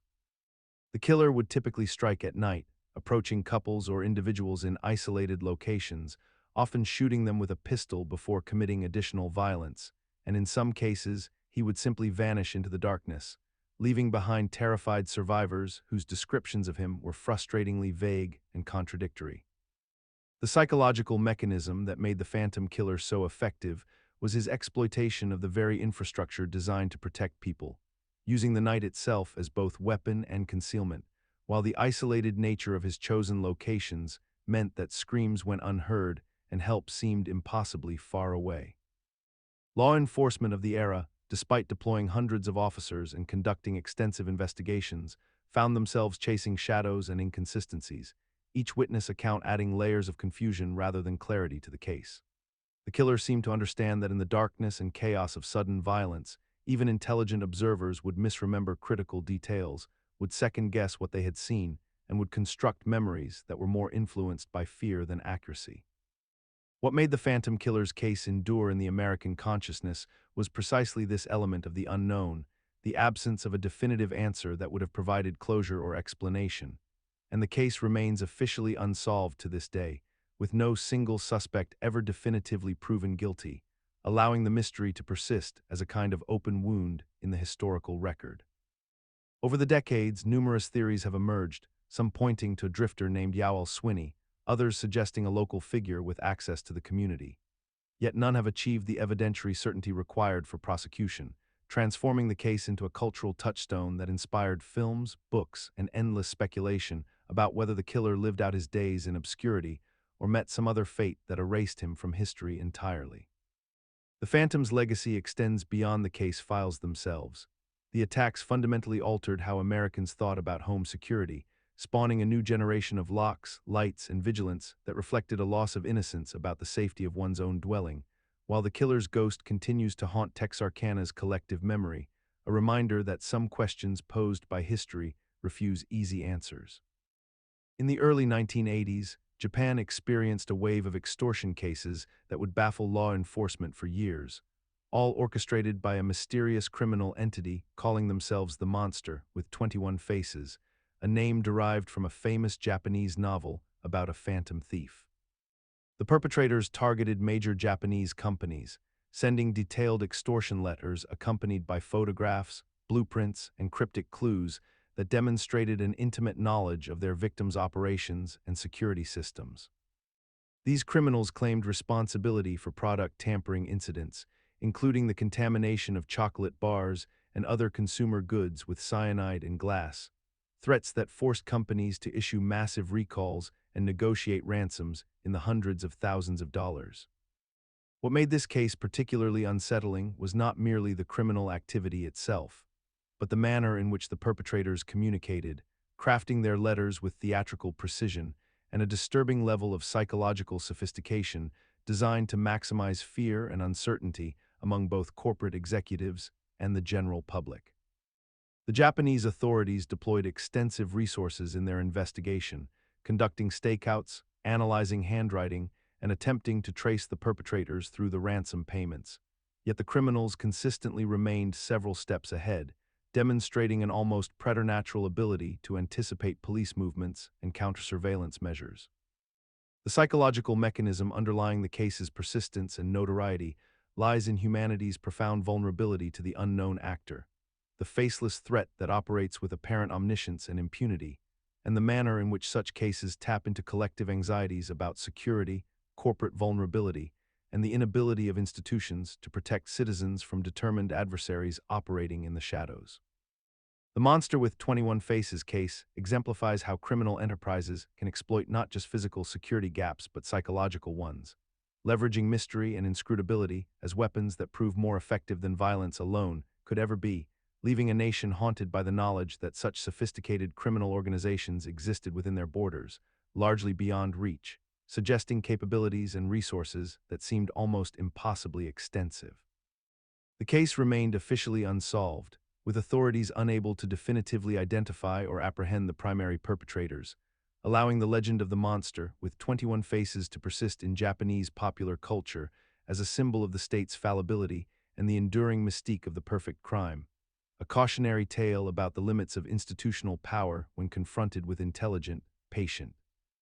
and thoroughly methodical adversaries who understand that psychological warfare often proves more damaging than any physical act. On the night of December 30th, 2000, in the quiet residential neighborhood of Setagaya in Tokyo, Japan, a family of 4 was brutally murdered in their home, and the killer, despite leaving behind an extraordinary amount of physical evidence, has never been identified or caught to this day. Yashiro Yamamoto, his wife Kazuko, their daughter Natsuko, who was 8 years old, and their son Tsutomu, who was 6 years old, were found stabbed and beaten to death in their residence, with the killer having spent hours inside the house after committing the murders, eating food from their refrigerator, taking a bath, watching television, and even leaving behind fingerprints, DNA evidence, and blood samples that were painstakingly cataloged by investigators. The perpetrator wore the family's clothes, tried on various items, and left behind strands of hair, bodily fluids, and personal artifacts that should have made identification straightforward by modern forensic standards. Yet the case remains Japan's most famous unsolved murder, fascinating criminologists and the public alike with its paradoxical nature of abundant evidence leading nowhere.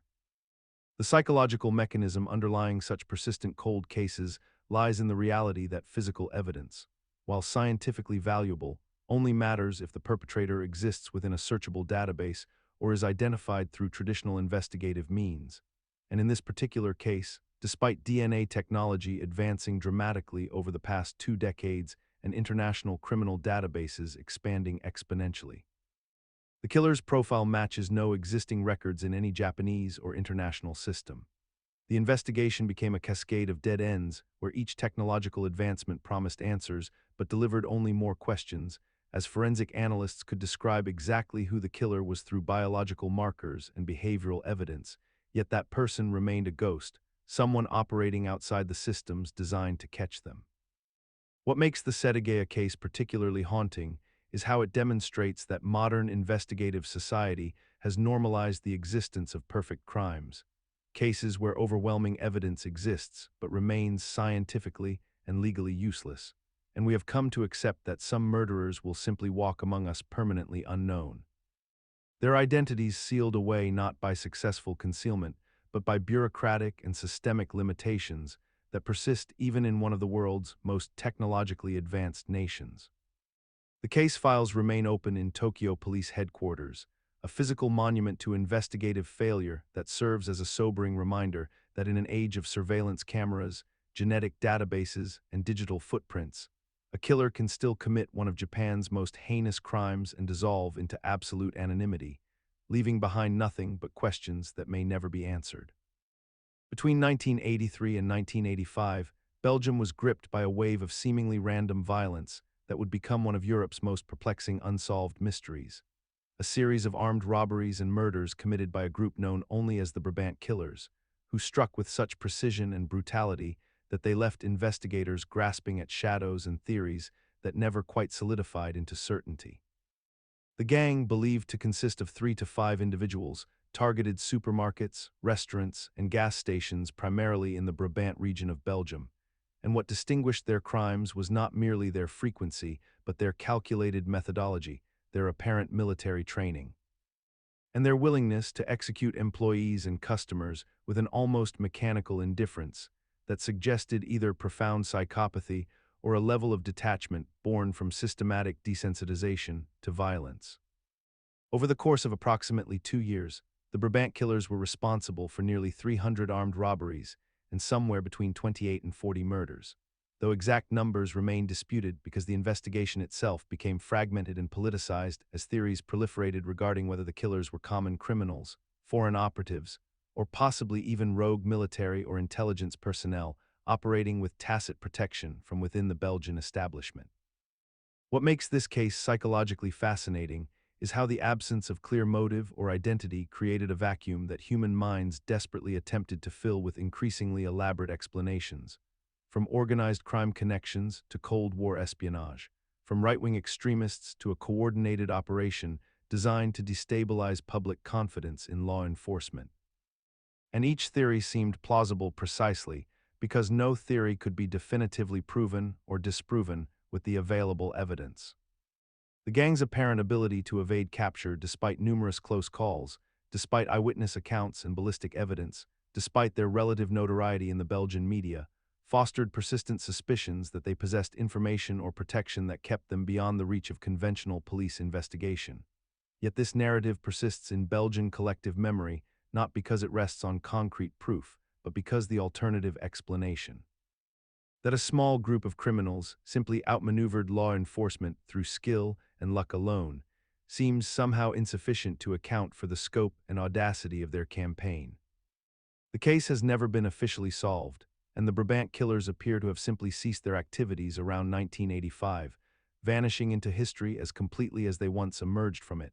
leaving behind only unanswered questions about their identities, their motivations, and whether justice was ever truly served or whether some crimes simply exceed our capacity to comprehend them fully. In the early 1970s, the small town of Atlas, located in the rural heartland of America, became the center of one of the most disturbing and bizarre criminal investigations in the region's history, when a series of murders began occurring under circumstances so grotesque and ritualistic that they defied conventional explanation and left law enforcement officials struggling to piece together a coherent narrative. The victims, discovered in various states of decomposition across the isolated woodlands surrounding the town, bore distinctive marks that suggested an assailant with an obsessive and delusional fascination with vampirism. And initial forensic examinations revealed evidence of exsanguination, mutilation, and the deliberate removal of organs in patterns consistent with what investigators believed to be occult or supernatural rituals. The case gained particular notoriety when a local resident named Thomas Garrett was brought in for questioning after neighbors reported seeing him emerging from the woods covered in blood. Though the physical evidence linking him directly to the crimes remained circumstantial and problematic, leading many to question whether the real perpetrator had ever been apprehended at all. What makes the Atlas vampire murder case particularly compelling from a psychological perspective is the way in which the perpetrator's apparent delusion of being a vampire or possessing vampire-like powers became a framework through which they rationalized and processed their violent urges, transforming ordinary homicidal impulses into something that felt purposeful and ceremonial within the context of their fractured mental state. The killer may have genuinely believed they were engaging in necessary rituals, drawing sustenance or spiritual power from their victims' blood and organs, which provided a psychological justification for acts that would otherwise be recognized as purely sadistic murder. Despite decades of investigation and multiple suspects, the case remains officially unsolved, with questions persisting about whether Thomas Garrett was truly responsible or whether someone else continued undetected, and the mystery has become woven so deeply into the folklore and collective memory of the region that the line between documented fact and local legend has become almost impossible to distinguish, allowing the story to persist and evolve with each retelling until the original truth seems almost secondary to the narrative itself. In Atlas today, old-timers still point to certain landmarks: an abandoned farmhouse, a stretch of woods known locally as the Killing Grounds, and speak of unexplained disappearances and strange nocturnal activities that may or may not be connected to the original crimes, keeping the specter of the vampire killer alive in the town's collective consciousness long after the initial investigation has grown cold. In December of 1948, a man was found dead on a beach near Adelaide, Australia, his identity unknown and his cause of death inexplicable. And while this alone would have made for a curious historical footnote, what truly elevated this case into the realm of enduring mystery was the discovery of a scrap of paper bearing two words in Persian script tucked inside his trouser pocket, words that would come to be known as Tamam shud, meaning it is finished or the end. And these words were later identified as coming from the final page of the Rubaiyat of Omar Khayyam, a classical Persian poetry collection that spoke of mortality, wine, and the fleeting nature of existence. The man, who became known as the Somerton Man, bore no identifying documents, no wallet, no personal effects that might have connected him to any known person or place, and yet his clothing bore removed labels and his dental work appeared professionally done, suggesting someone with means who had deliberately obscured his identity before meeting his untimely end on that desolate Australian shore. The Rubaiyat fragment itself was traced to a specific edition, one of only 500 copies ever printed, which narrowed the field of inquiry but never provided the definitive answer. For the book's owner was never conclusively identified despite extensive investigation and public appeals across multiple nations and decades of persistent amateur detective work. What makes this case so profoundly unsettling is the way it operates at the intersection of several deeply human anxieties: the fear of absolute anonymity, the terror of mysterious death unexplained by natural causes or apparent violence, and the haunting presence of a philosophical text about endings that seems almost tauntingly relevant to the circumstances. The psychological mechanism at work here involves our deep need for narrative closure and identity confirmation, our almost instinctive desire to know who someone was, why they died, and what their life meant. And when these fundamental requirements are denied to us, we experience an almost unbearable cognitive dissonance that persists across generations. Decades have passed since the Somerton Man's discovery, yet the case endures in popular consciousness precisely because it refuses resolution, because each attempted explanation falls short of certainty, and because the universe appears to have presented us with a locked mystery that may never yield its secrets, leaving us to contemplate the uncomfortable possibility that some stories simply end without ever being told. And perhaps this is why the Somerton Man has become more than a mere unsolved murder. He has become a mirror in which we see our own mortality reflected, a reminder that death itself may be the only true universal language, indifferent to our desperate need for explanation, for identity, for the narrative shape that gives life its meaning. On September 9, 1984, a young woman named Tara Calico vanished from a rural road in New Mexico while out on her daily jogging routine, disappearing without a trace and leaving behind one of the most haunting pieces of evidence in modern missing person cases. Months after her disappearance, in June of 1985, a Polaroid photograph was discovered in a parking lot in Port St. Lucie, Florida, nearly 2,000 miles away from where Tara had vanished, and this photograph would become the centerpiece of one of the most disturbing mysteries in American criminal history. The photograph showed what appeared to be a young woman bound and gagged, her face partially obscured, lying in the back of what investigators believed to be a vehicle, and in the background of the image there appeared to be another figure, possibly male, watching over her. The woman's features bore a striking resemblance to Tara Calico, and the distinctive braces visible on the teeth in the photograph matched Tara's dental records, yet the photograph could never be definitively confirmed to be her due to the angle and obscurity of the image itself. The discovery of this Polaroid created a psychological phenomenon wherein anyone who looked at the image couldn't help but imagine the terror that the person in that photograph must have experienced in that moment, trapped and helpless in an enclosed space far from home. The human mind's ability to place itself into such scenarios, to construct entire narratives of suffering and desperation from a single frozen moment in time, speaks to a fundamental vulnerability in how we process images of human distress, particularly when those images might show someone we know or someone similar to someone we know. What makes the Tara Calico Polaroid so persistent in our collective consciousness despite decades passing without resolution is that the image refuses to provide closure or clarity, instead existing in a perpetual state of uncertainty that defies our need for definitive answers. The photograph haunts people precisely because it captures potential tragedy without confirming it, because it might show a real crime in progress or might be something else entirely. And this ambiguity is perhaps more psychologically disturbing than concrete evidence would ever be, as it leaves the door perpetually open to the worst possible interpretations of what occurred. To this day, despite advances in forensic technology and digital analysis, investigators have never been able to conclusively determine whether the photograph is genuine or identify the individuals within it, leaving Tara's family suspended in an agonizing limbo where hope and despair exist simultaneously, each new theory and potential lead reigniting both possibilities while resolving neither. On February 14, 1998, in Shelby, North Carolina, 9-year-old Ashad Degree vanished into the darkness of a winter night under circumstances so peculiar that investigators have never been able to construct a coherent explanation for what happened to her. On that evening, Ashad was staying at her home with her family, and around midnight, her parents discovered that she had gotten out of bed and left the house, taking with her a backpack containing some clothes, a flashlight, and a few personal items.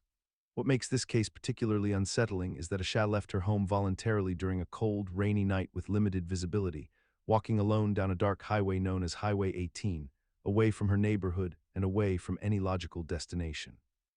For several hours, she wandered through the night while a winter storm raged around her, soaking wet and increasingly disoriented, until she simply ceased to exist in any recoverable form. The psychological mechanism that renders this case so haunting is the fundamental disconnect between Ashad's age and apparent mental state and the deliberate, purposeful nature of her departure.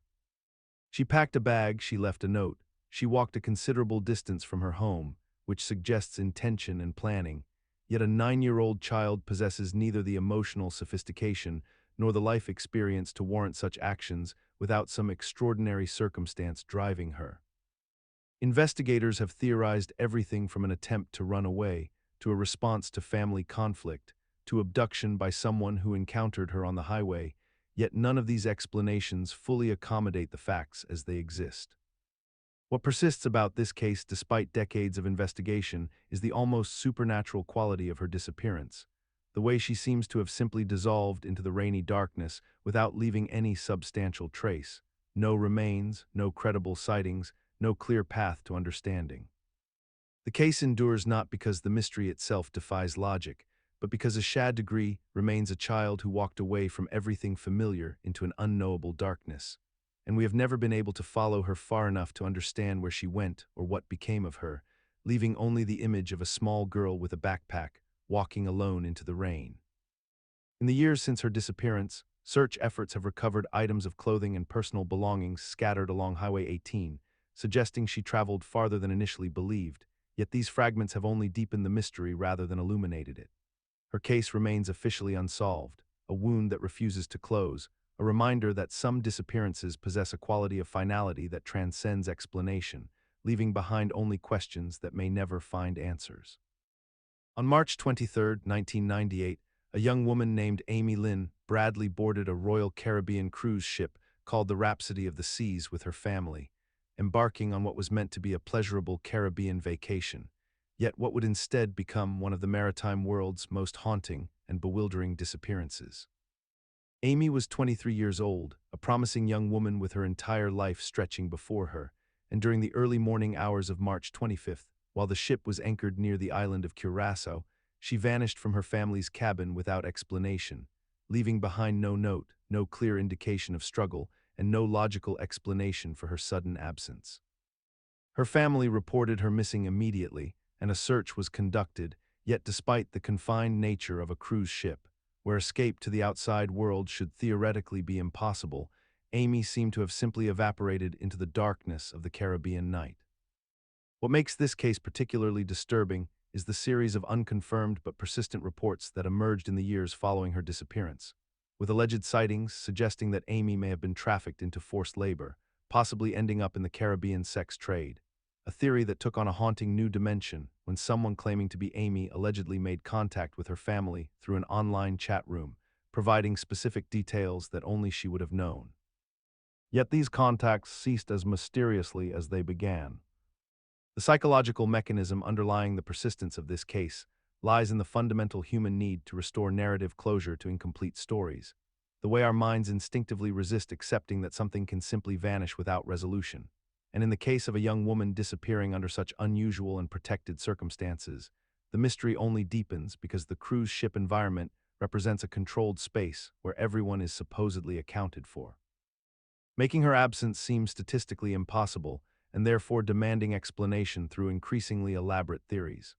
We imagine she must still be alive, trapped somewhere waiting to be found, because the alternative seems too cruel and too senseless to accept, and the alleged contact from someone claiming to be Amy feeds directly into this desperate hope that she might still exist in some form that could eventually lead to rescue or reunion.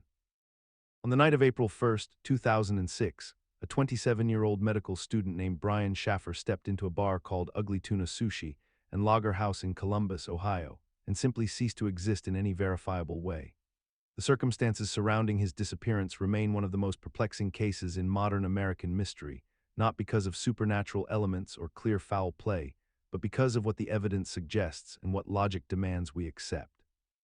Brian had been out with friends that evening, celebrating a birthday at various establishments throughout the city, and by the time the group arrived at Ugly Tuna around 11 o'clock at night, he was in good spirits and relatively sober. Security footage from the bar shows him entering the establishment clearly, moving through the crowded venue, interacting with friends and acquaintances, and engaging in what appeared to be normal social behavior. Yet when closing time arrived at around 2 in the morning, Brian was nowhere to be found. His friends had not seen him leave, and no one could account for his whereabouts in those final hours before the bar shut down. The most striking and controversial evidence in this case comes from the security footage itself, which appears to show no footage of Brian ever actually leaving the bar through any exit, despite exhaustive searches of the premises revealing no trace of him inside once employees began their closing procedures. The psychological mechanism that makes this case so haunting lies in the fundamental violation of physical reality it seems to present. We live in a world governed by rules, by the principle that human beings cannot simply vanish from locked or monitored spaces without explanation, yet the evidence from that night suggests exactly that occurred. Investigators pursued numerous theories, including the possibility that Brian somehow drowned in the nearby Olentangy River during an attempt to leave through an unusual route, yet no body was ever recovered despite extensive dragging and searching operations. Other theories suggested he may have hidden in the bar, escaped after closing, or fled the area deliberately under unknown circumstances. The case persists in our collective consciousness precisely because it challenges our fundamental assumptions about reality and accountability, about the notion that modern surveillance and investigative science should be able to provide answers to such questions. Yet in the case of Brian Schaffer, those tools have yielded only deeper mystery and the unsettling recognition that sometimes people do vanish, leaving behind only questions and the haunting question of whether we understand the world we inhabit nearly as well as we believe we do. On the night of May 14, 2008, 19-year-old Brandon Swanson left a friend's house in Minnesota and began driving home to Marshall, a journey that should have taken him no more than 30 minutes through the quiet rural roads of southwestern Minnesota. Somewhere during that drive, Brandon became disoriented and called his parents around midnight, explaining that he had driven off the road and needed their help to locate him. His parents, Brian and Annette Swanson, attempted to guide their son back to the main highway by having him identify landmarks and read road signs to them over the phone, a perfectly reasonable and methodical approach that countless parents have employed in similar situations. However, as they spoke with Brandon during this extended phone conversation that lasted nearly an hour and a half, something profoundly unsettling occurred. Brandon insisted that his parents were looking in the wrong location, expressing confusion about his actual coordinates and surroundings, yet he remained consistently calm and rational throughout their discussion, never expressing panic or desperation despite being stranded in an unfamiliar area on a dark rural road. Then at approximately 1:30 in the morning, during their ongoing conversation, Brandon suddenly said the words, "Oh my God," to his parents, and then the line went completely dead, cutting off abruptly without explanation or farewell. What makes this case psychologically compelling is the fundamental contradiction it presents between Brandon's demonstrated rationality during the extended phone conversation, and the sudden, unexplained termination of contact. A juxtaposition that defies easy explanation and forces us to contemplate the invisible dangers that exist in the spaces between civilization and wilderness. The mysterious nature of Brandon's final exclamation, spoken just moments before the connection severed forever, has haunted investigators and amateur theorists alike, because those three words suggest he perceived something alarming in his immediate environment, yet we have no way of knowing whether that something was a mechanical failure, an animal, another vehicle, a person with harmful intentions, or something else entirely that remains unknowable. Brandon Swanson has never been found, despite extensive searches, and the case persists as a reminder of how quickly modern communication can fail us and how vulnerable we remain when separated from the safety of our communities. The discovery of Brandon's abandoned car near a ravine only deepened the enigma as it suggested a possible accident, yet the absence of his body and any conclusive evidence of foul play has left the door open to countless theories. From mechanical failure to deliberate disappearance, each one as plausible and as troubling as the last. On the evening of February 9, 2004, a 21-year-old nursing student named Maura Murray sent a text message to her boyfriend stating that she had a family emergency and needed to leave her dormitory at the University of Massachusetts Amherst immediately, and then she disappeared into one of America's most enduring mysteries. Maura withdrew $300 from an ATM, sent her boyfriend another email saying she needed time to think, and then drove north on Route 91 toward New Hampshire in her red sedan, a 2002 Toyota Corolla that her father had recently purchased for her.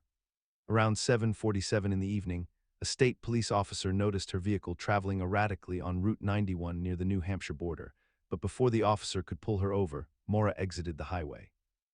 Approximately 30 minutes later, at around 8 o'clock, a man named Robert Bashara called emergency services to report that he had seen a young woman and what appeared to be a red sedan off the road on Route 112 near Haverhill, New Hampshire, in a remote and heavily wooded area known as the White Mountains region. When local police arrived at the scene, they found Maura's vehicle struck against a tree in a ditch on the roadside, but Maura herself was gone, vanished completely, leaving behind only questions and a void that would consume the attention of investigators, amateur sleuths, and internet communities for the next 2 decades. The circumstances surrounding her disappearance create a complex psychological puzzle that defies simple explanation, for she left behind no clear evidence of foul play, yet also no reasonable explanation for her absence. The most prominent theory suggests that Maura, who had been struggling academically and emotionally, intentionally disappeared into the woods to escape her problems, perhaps overwhelmed by the pressures of college life and the mounting stress of her personal relationships. Yet this theory collides with the reality that she had no supplies for surviving in a cold New Hampshire forest in February, no apparent destination, and no contact with anyone afterward, not even family members she supposedly cared about deeply. Alternative theories have emerged over the years, including the possibility that she was struck by another vehicle and transported away, that she encountered a predator while walking for help, or that she was the victim of a staged accident designed to conceal a crime, yet none of these explanations rest on solid forensic evidence. In July of 2014, a 21-year-old German tourist named Lars Mittank arrived at Burgas Airport in Bulgaria after a vacation with friends, and what should have been an ordinary departure became one of modern travel's most haunting disappearances. According to the account from his friends, Lars had been involved in an altercation with a group of locals at a nightclub in the Black Sea resort town, resulting in injuries to his ear and face that prompted him to seek medical attention before his scheduled flight home. The doctor who examined him advised against flying due to the risk of pressure changes affecting his injuries, so Lars decided to stay behind while his friends departed, a decision that seemed reasonable and temporary at the time. However, security camera footage from the airport would reveal something deeply unsettling in the hours that followed, as Lars appeared on video acting erratically, looking over his shoulder repeatedly, displaying signs of extreme paranoia as he moved through the terminal with a visible sense of urgency and fear that seemed entirely disproportionate to his circumstances. In the footage, he can be seen gesturing frantically, appearing to speak to people who may not have been there, and eventually he left the airport terminal and ran toward the nearby highway, disappearing into the Bulgarian countryside and never to be seen again. The psychological deterioration visible in those final images raises profound questions about what might have triggered such a dramatic shift in his mental state. Whether the head injury from the altercation had caused neurological damage, whether he had ingested substances that affected his perception, or whether he had experienced some form of acute psychological break brought on by isolation, pain, and the stress of being stranded in a foreign country. His family reported that he had shown no prior history of mental illness, yet the surveillance footage documents a transformation from an injured but functional young man into someone exhibiting behaviors consistent with severe paranoia and dissociation, suggesting that whatever occurred between his medical examination and his flight departure had fundamentally altered his psychological state.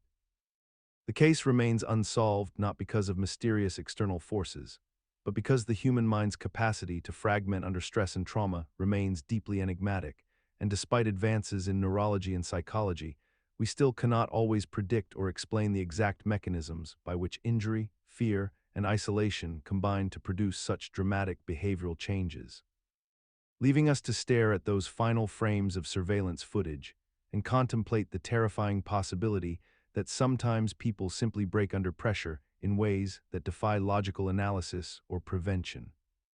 On the evening of September 9, 2006, a 23-year-old woman named Sneha Ann Phillip stepped out of her apartment building in the Upper West Side of Manhattan and vanished without leaving a single reliable trace, becoming one of New York City's most perplexing disappearances in the modern era. Sneha was a first-generation American of Indian descent, educated and driven, working as a consultant while pursuing additional professional certifications.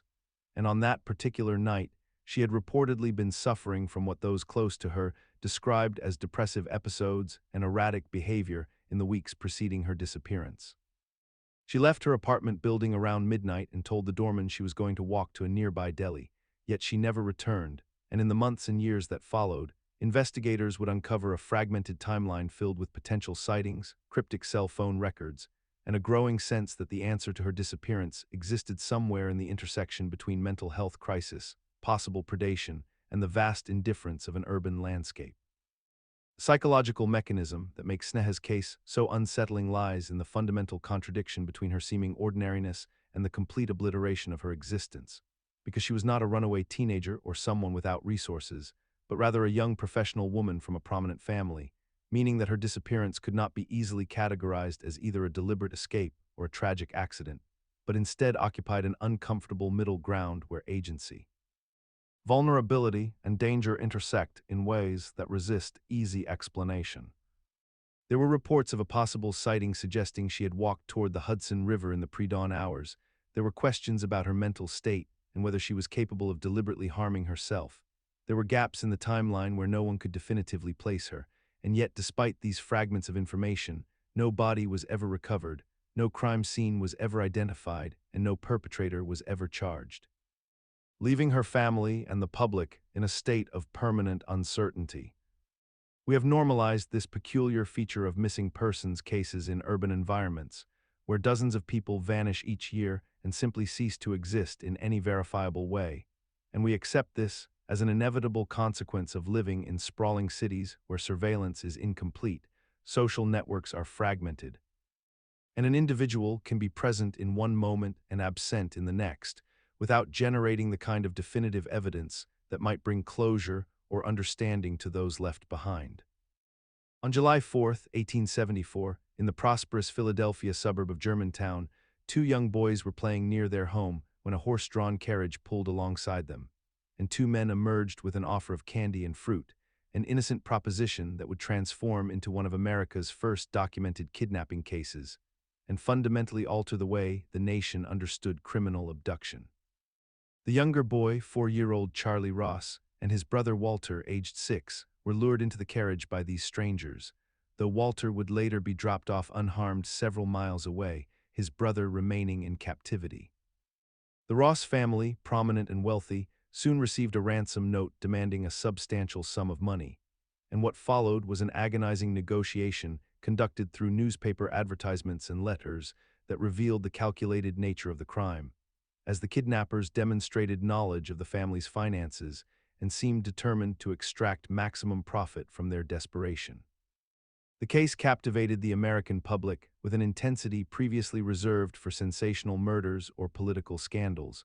partly because it introduced a novel criminal enterprise, the abduction of children for ransom, which had no established precedent in the national consciousness.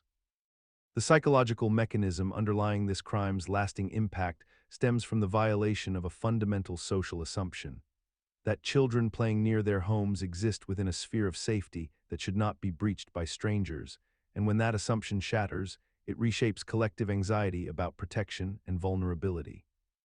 Despite extensive investigations, ransom payments, and countless leads pursued by determined detectives and desperate parents, Charlie Ross was never recovered, and no perpetrator was definitively apprehended, leaving the case suspended in a state of permanent incompleteness that defies resolution. What persists most troublingly is how this case normalized the kidnapping narrative in American culture, transforming a singular act of criminal opportunism into an understood threat category, and subsequent generations have inherited the anxiety this case introduced, treating child abduction as a predictable danger rather than the exceptional aberration it once was. A psychological legacy that continues reshaping how parents supervise their children and how societies construct safety protocols. The Charlie Ross case became a cultural touchstone, invoked repeatedly in subsequent kidnapping cases and missing child narratives, establishing a template through which Americans would interpret and respond to similar crimes, while simultaneously crystallizing the image of the vulnerable child in public consciousness as a subject requiring unprecedented institutional protection and parental vigilance. In the spring of 1912, a 4-year-old boy named Bobby Dunbar disappeared from a Louisiana beach while in the care of his uncle, vanishing into the marshlands without a trace and leaving his family devastated and searching frantically for any sign of their beloved child. 8 months later in Mississippi, a young boy was found wandering alone and malnourished, and when authorities brought him to the Dunbar family, they immediately claimed he was Bobby. Their missing son returned at last, embracing him with tears of joy and relief that transformed their grief into ecstatic reunion. However, the boy's resemblance to Bobby was questionable at best, his features subtly different, his mannerisms unfamiliar, and most troublingly, he could not recall specific details about his life before disappearance that the real Bobby certainly would have known. Yet the family's conviction never wavered, and they raised him as their own for the next several years. The Dunbar family's unwavering belief in the boy's identity became so powerful and so publicly celebrated that it created a psychological and social mechanism where questioning their claim felt like questioning a sacred family truth, a narrative that had already been woven into the fabric of their community and accepted as resolved mystery. The boy himself, faced with the overwhelming insistence of an entire family and town that he was Bobby Dunbar, eventually internalized this identity, his malleable child's mind unable to resist the constant reinforcement of a story that everyone around him treated as absolute fact, a phenomenon where repeated assertion and emotional investment can sometimes substitute for actual evidence in the human mind. Decades later, DNA evidence would reveal that the boy was not Bobby Dunbar at all, but rather a completely different child, likely a French-Canadian boy who had been separated from his own family. Yet the Dunbar case persists in memory not as a cautionary tale about false identification, but as a tragedy about a lost boy. Demonstrating how deeply we can normalize mistaken identity once it has been emotionally anchored to a family's desperate need for resolution, and how easily certainty can masquerade as truth when enough people are willing to believe it. The case remains a haunting reminder that in our hunger to solve the unsolvable and heal the unhealable, we sometimes construct elaborate fictions so convincing that we mistake our own narrative needs for objective reality, blinding ourselves to contradictions that might otherwise demand answers. And perhaps most troublingly, the real Bobby Dunbar's fate remains unknown to this day, his actual story erased by the imposters, a silence that speaks volumes about how readily we abandon uncomfortable truths in favor of narratives that provide closure, even false closure, teaching us that some mysteries persist not because answers are impossible to find, but because we have already chosen to stop looking. In October 2009, the Jameson family, Dale, Cheryl, and their 8-year-old daughter Madison, vanished from their home in Eufaula, Oklahoma, leaving behind a mystery that would perplex investigators and captivate true crime enthusiasts for years to come. What makes this disappearance particularly haunting, however, is not simply the fact that they vanished without explanation, but rather the discovery of their digital camera containing photographs taken just before and during their final days, images that suggest a family in increasingly disturbed psychological states. The photographs revealed Cheryl and Dale appearing increasingly disheveled and paranoid, with bizarre expressions and unusual behavior documented across multiple frames, while the family seemed to be retreating deeper into the remote Kiamichi Mountains where they were eventually found deceased. These photographs serve as a visual record of what many believe to be a family descending into shared psychosis or severe mental crisis, with each image documenting what appears to be progressive psychological deterioration captured in real time. The mechanism underlying our fascination with these images stems from the fundamental human need to find visual evidence of internal mental states. We believe that photographs cannot lie, that they represent objective reality, and thus we search through each frame looking for clues about motivation, mental illness, or foul play that might explain their tragic deaths. These photographs become artifacts of a family's final moments, and we scrutinize them relentlessly, looking for signs we might have missed in living subjects, patterns that might predict catastrophe if only we could see them clearly enough. Yet despite decades of analysis by investigators, psychologists, and armchair detectives, the photographs remain largely ambiguous, never quite definitively proving what happened or why, leaving us to project our own theories and fears onto images that ultimately reveal only surfaces and shadows. The persistence of interest in these images demonstrates how we have normalized the idea that photographs can reveal truth about invisible psychological crises, even when expert examination yields no conclusive answers, and how we continue to search for certainty in visual evidence despite its fundamental limitations in capturing the interior lives of those we observe. In this way, the Jameson family photographs function as a kind of visual Rorschach test, where viewers project their own anxieties about mental illness, family violence, and the incomprehensibility of tragedy onto ambiguous images that resist singular interpretation. The case ultimately reflects our broader cultural moment, one in which we believe that better images, more data, and closer scrutiny might finally yield the answers that have eluded us, even as the photographs themselves remain stubbornly silent. On the evening of February 3, 2010, the McStay family disappeared without leaving a single trace of their whereabouts, and for 4 years, their absence would become one of California's most haunting unsolved mysteries that seemed to defy every logical explanation. Joseph McStay, a successful video game designer, lived in Fallbrook with his wife Summer and their 2 young sons, Giancarlo and Joseph Jr., and the family appeared to live an ordinary suburban life marked by stability and contentment. Yet on that February night, they would simply cease to exist in the world around them. Surveillance footage captured the family's Lexus SUV traveling toward the Mexican border near San Diego, and investigators initially suspected they had fled to Mexico voluntarily, perhaps escaping financial troubles or other undisclosed problems, which would explain why the vehicle was found abandoned near the border in Tijuana. The psychological mechanism that made this theory compelling was its internal logic. Desperate people flee to places where they cannot be easily found, and Mexico offered that geographical anonymity that seemed to fit the narrative of voluntary disappearance. However, this explanation possessed fundamental fractures upon closer examination, as no evidence emerged that the family was experiencing the kind of catastrophic problems that would motivate such a desperate escape, and their finances, while not extraordinary, provided no obvious reason for flight. After 4 years of searching yielded nothing but growing questions, the case took a devastating turn when human remains were discovered buried in the California desert near Victorville in July of 2014, and those remains were identified as belonging to all 4 members of the McStay family, suggesting they had been murdered and hidden rather than vanished voluntarily.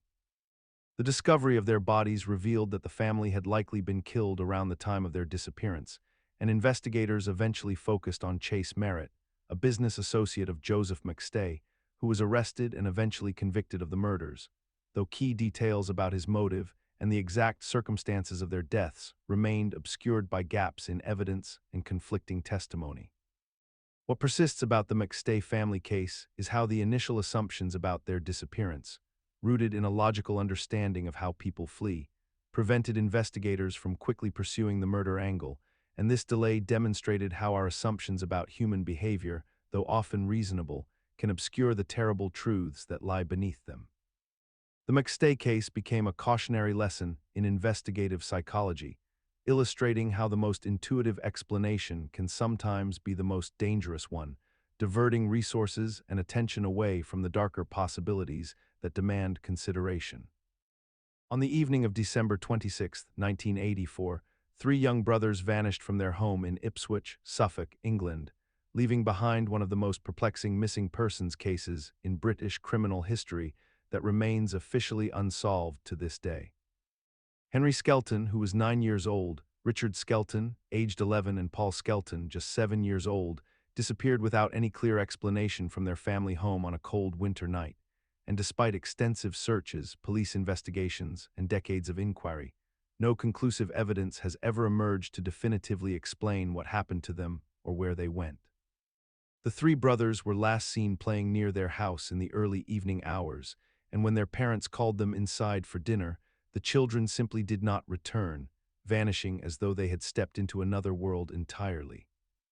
The initial search that followed was frantic and desperate, with police combing through the surrounding neighborhoods, dragging nearby rivers and ponds, questioning every possible witness, and appealing to the public for any information whatsoever. Yet despite these comprehensive efforts, not a single credible lead emerged that could account for the boys' disappearance.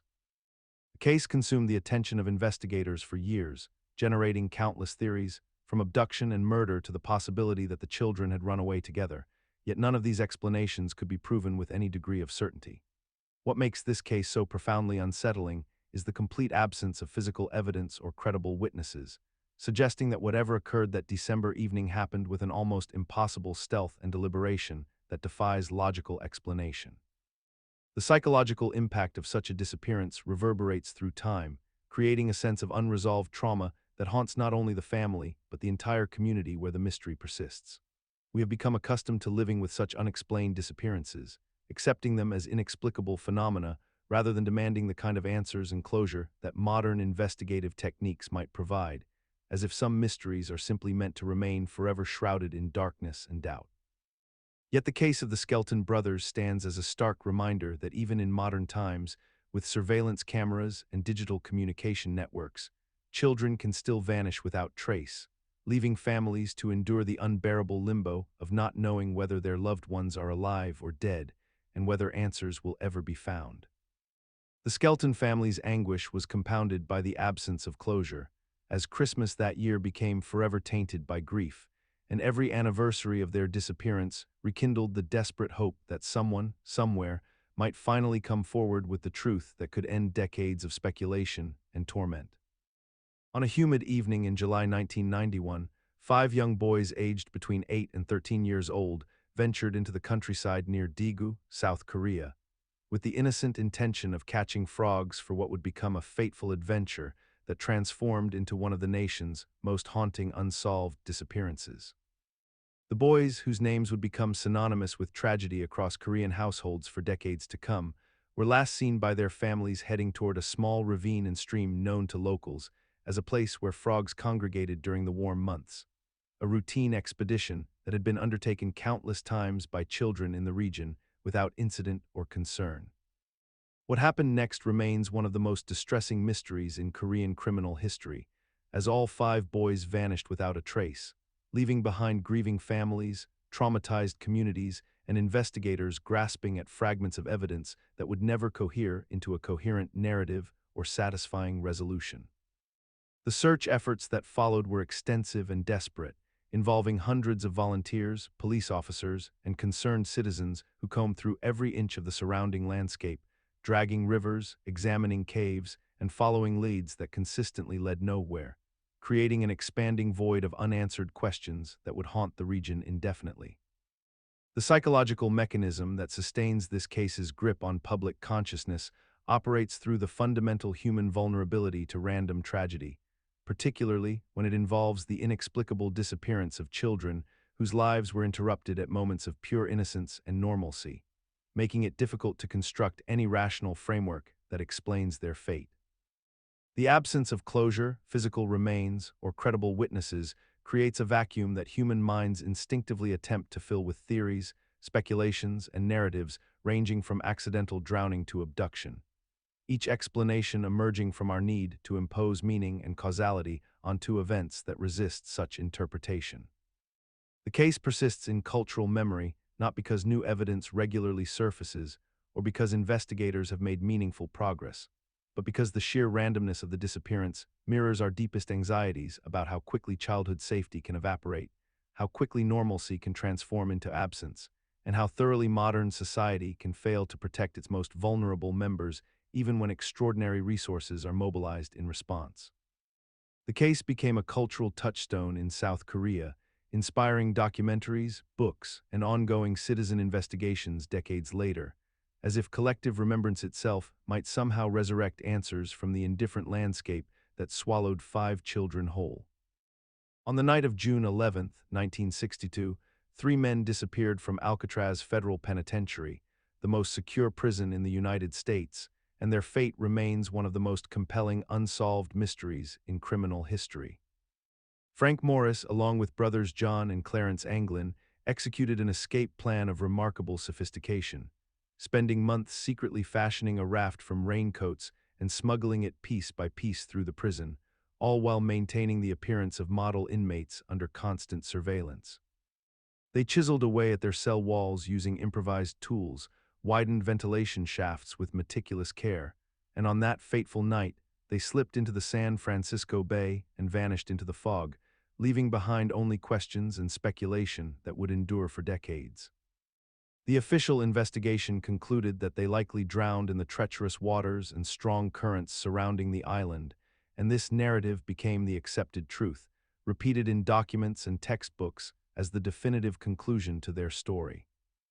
However, this explanation relies on assumptions rather than absolute evidence, for no bodies were ever recovered despite extensive searches, and the planning demonstrated by these men suggested they possessed both the intelligence and determination to have survived such an attempt. The mystery persists because we have accepted uncertainty masquerading as certainty, allowing the official conclusion to calcify into assumed fact, even though the very absence of bodies is itself a profound and unsettling void that contradicts the narrative of inevitable drowning. Unconfirmed sightings, letters allegedly written by the Anglins, and circumstantial evidence have emerged over the years, yet these fragments remain exactly that, fragments without definitive proof of survival.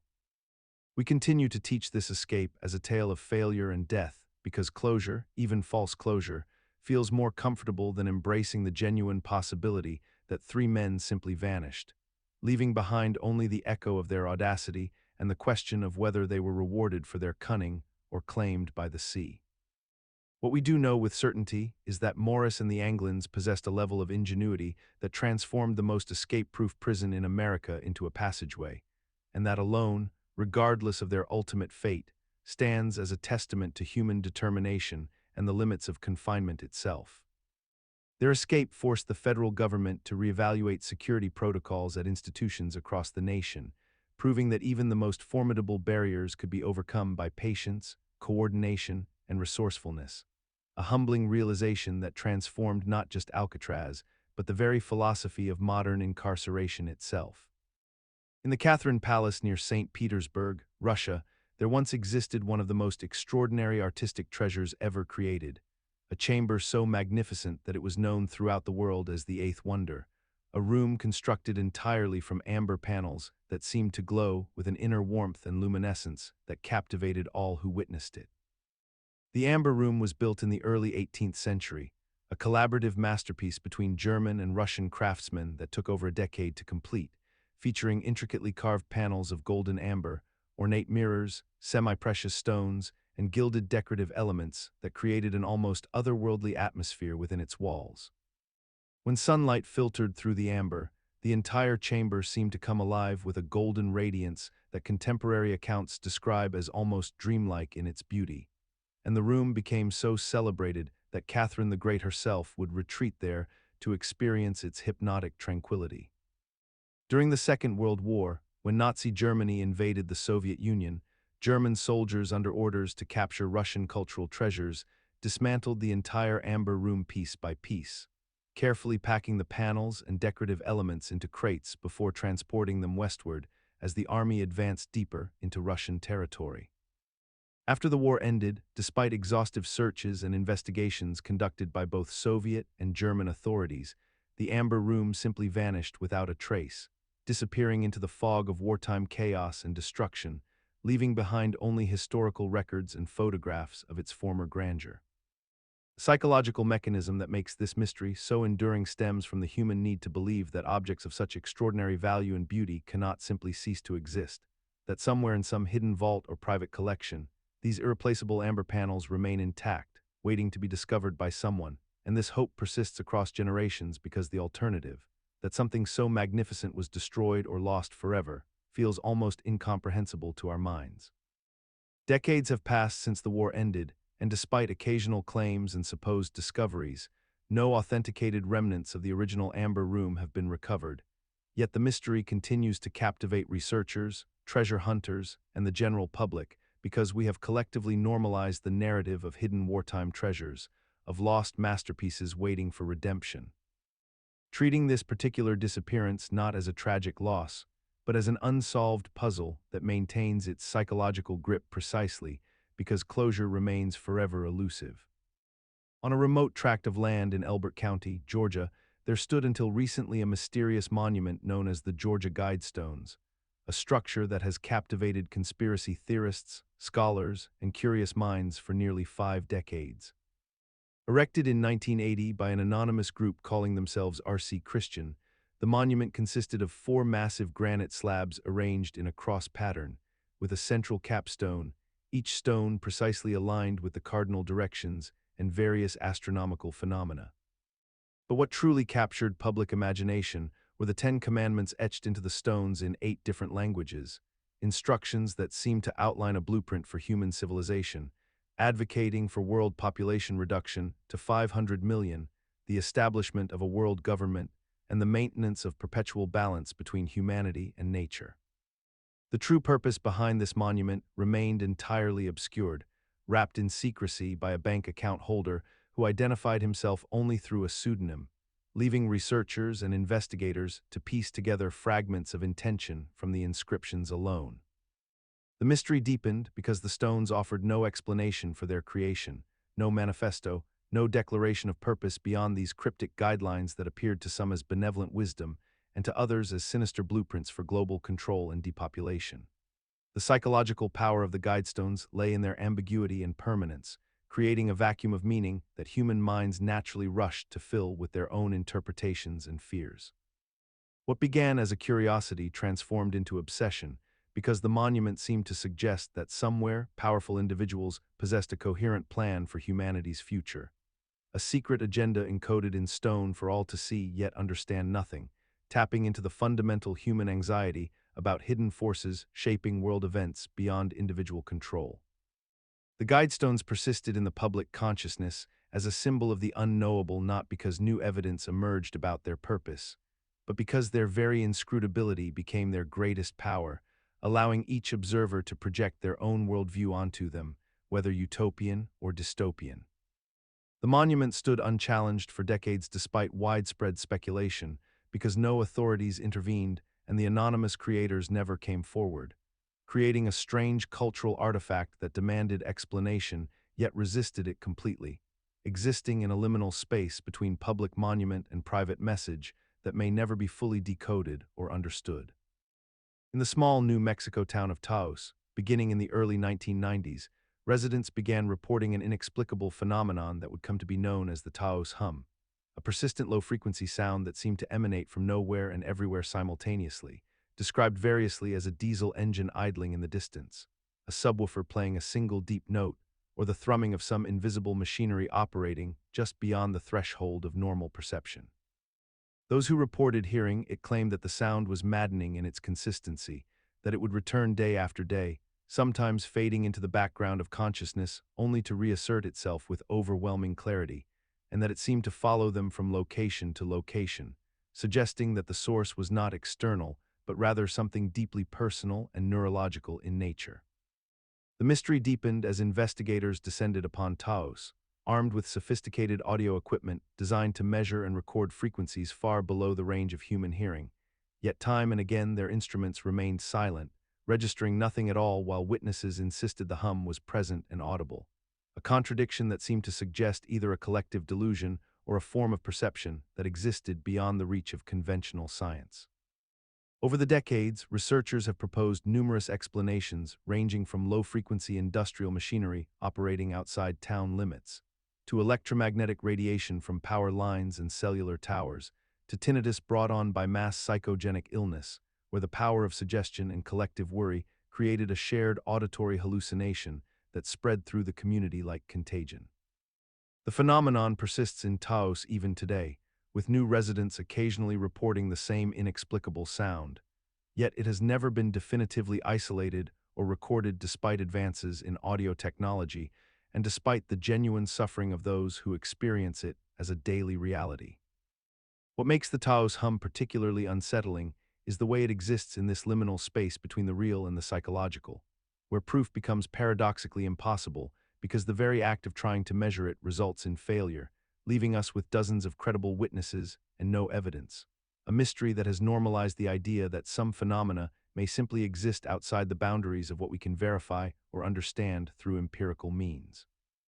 Perhaps this is the true legacy of the Taos hum, not as a solved mystery with a definitive cause, but as a humbling reminder that the world still contains phenomena capable of eluding our instruments and our understanding, phenomena that resist the neat categorization we demand of reality, and in doing so force us to confront the limits of empirical knowledge itself.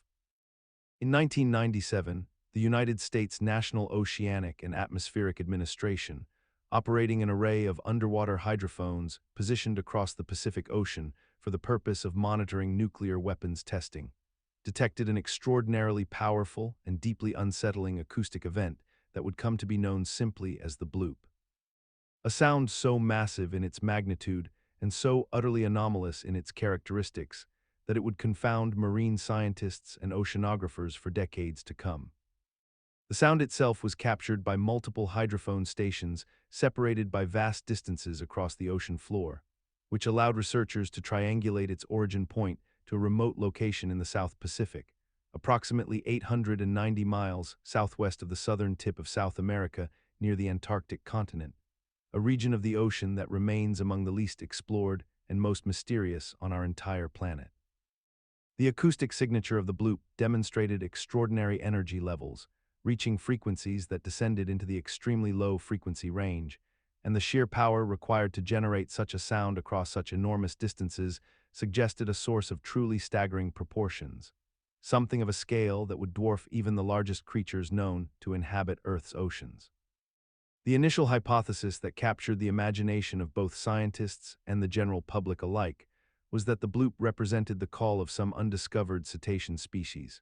perhaps a creature of unimaginable size lurking in the deepest and darkest portions of the ocean where sunlight has never penetrated and where pressure would crush most known organisms instantaneously.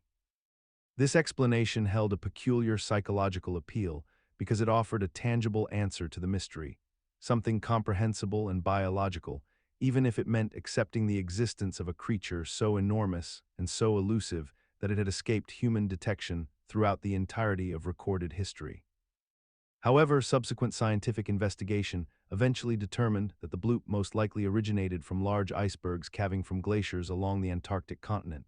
a process whereby massive sections of ice break away and separate from larger ice formations, creating extraordinary acoustic events as the ice fractures and shifts through the water, and the sound propagates through the ocean at speeds that allowed it to be detected at such remarkable distances. On the night of February 8, 1840, the small county of Devon in southwestern England experienced an event so peculiar and widespread that it would baffle witnesses and skeptics alike for generations to come. Residents awoke to discover an extraordinary phenomenon stretching across their snowy landscape, a series of mysterious hoofprints, small and deliberate, that had traversed an impossibly vast area covering approximately 100 square miles throughout the night.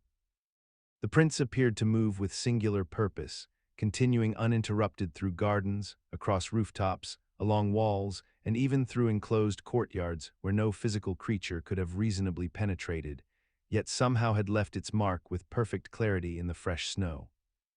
Panic swept through the communities of Topsham, Dawlish, Exmouth, and Littleham as thousands of residents examined these tracks with genuine fear and bewilderment, convinced they had witnessed the passage of something supernatural, something demonic that defied natural explanation.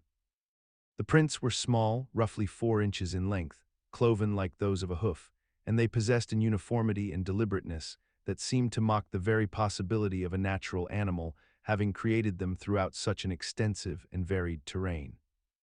The psychological mechanism underlying this event reveals how communities experiencing genuine uncertainty can collectively transform ambiguous evidence into confirmation of their deepest anxieties and existing beliefs about the supernatural.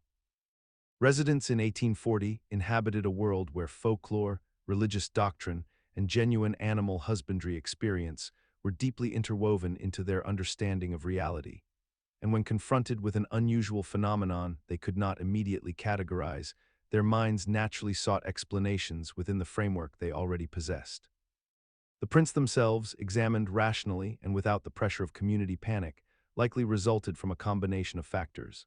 The optical illusions created by snow melting and refreezing, the natural habits of known animals such as badgers, donkeys, or deer, whose tracks became distorted and enlarged by temperature changes, and the human tendency to see patterns and purpose in random or ambiguous impressions.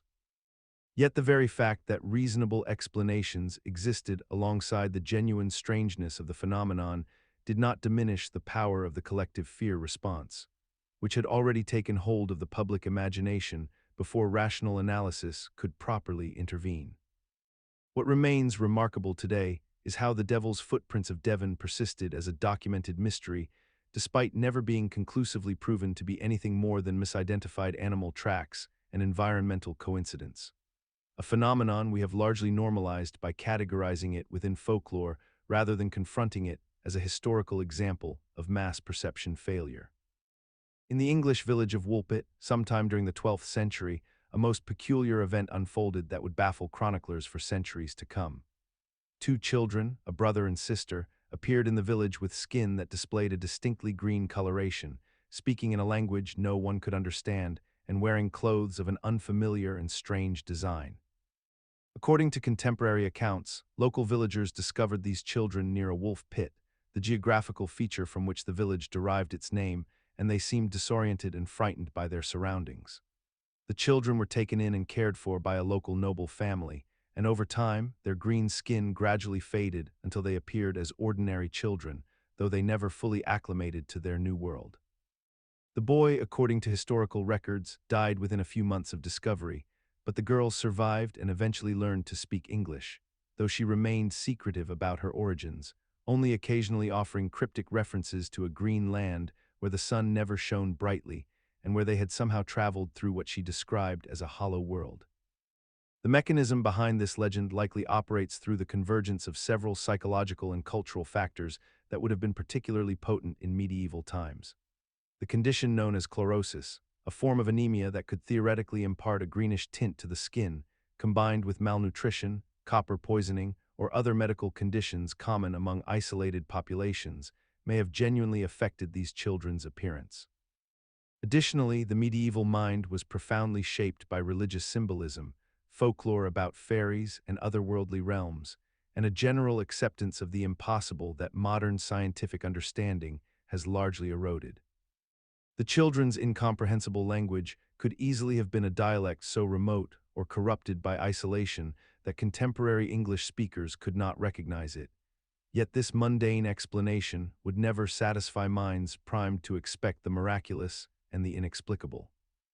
What remains remarkable is how this account has persisted across 8 centuries, referenced and reinterpreted by historians, folklorists, and modern paranormal enthusiasts, despite the fact that we possess no verifiable documentation, no skeletal remains, no definitive medical records, and only the faded accounts of medieval chroniclers whose standards for verification would be considered laughably inadequate by modern scholarly standards.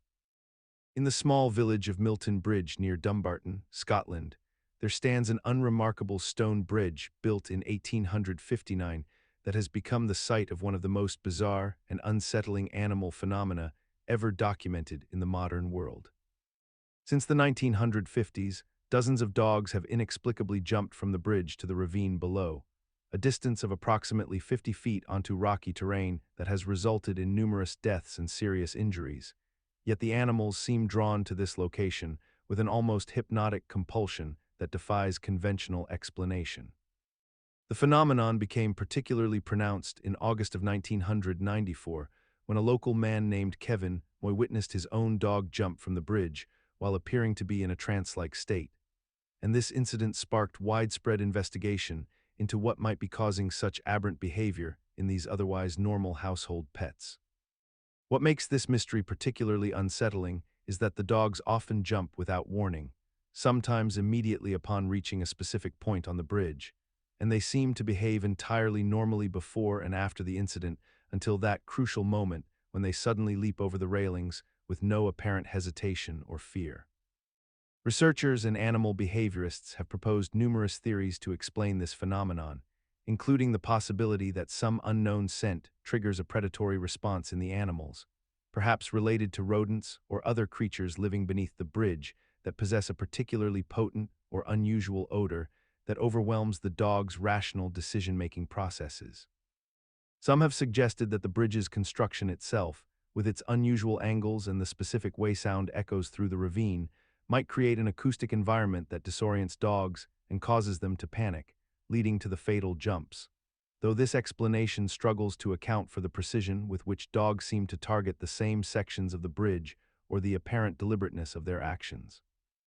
Others have speculated about electromagnetic anomalies or geomagnetic disturbances in the area, though such theories remain largely unfounded and difficult to test rigorously.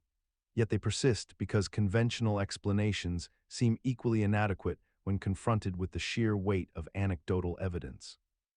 What remains most troubling about the Overtown Bridge phenomenon is that despite decades of investigation, no definitive cause has ever been established, and the bridge continues to draw dogs to their doom with an almost mechanical regularity that suggests some force or factor remains unidentified and invisible to human perception.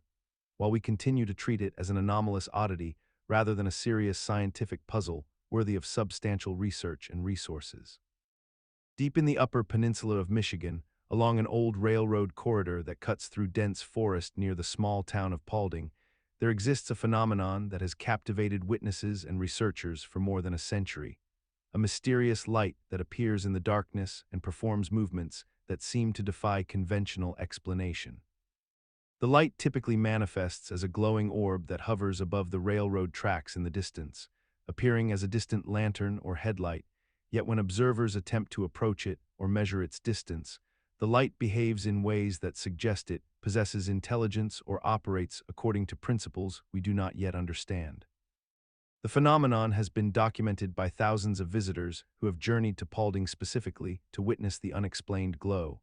and it has generated numerous theories ranging from the supernatural to the scientific, from ghost lights to railroad equipment to purely optical illusions created by the landscape itself. What makes the Paulding light particularly compelling is the consistency of its appearances and the detailed accounts from multiple reliable witnesses,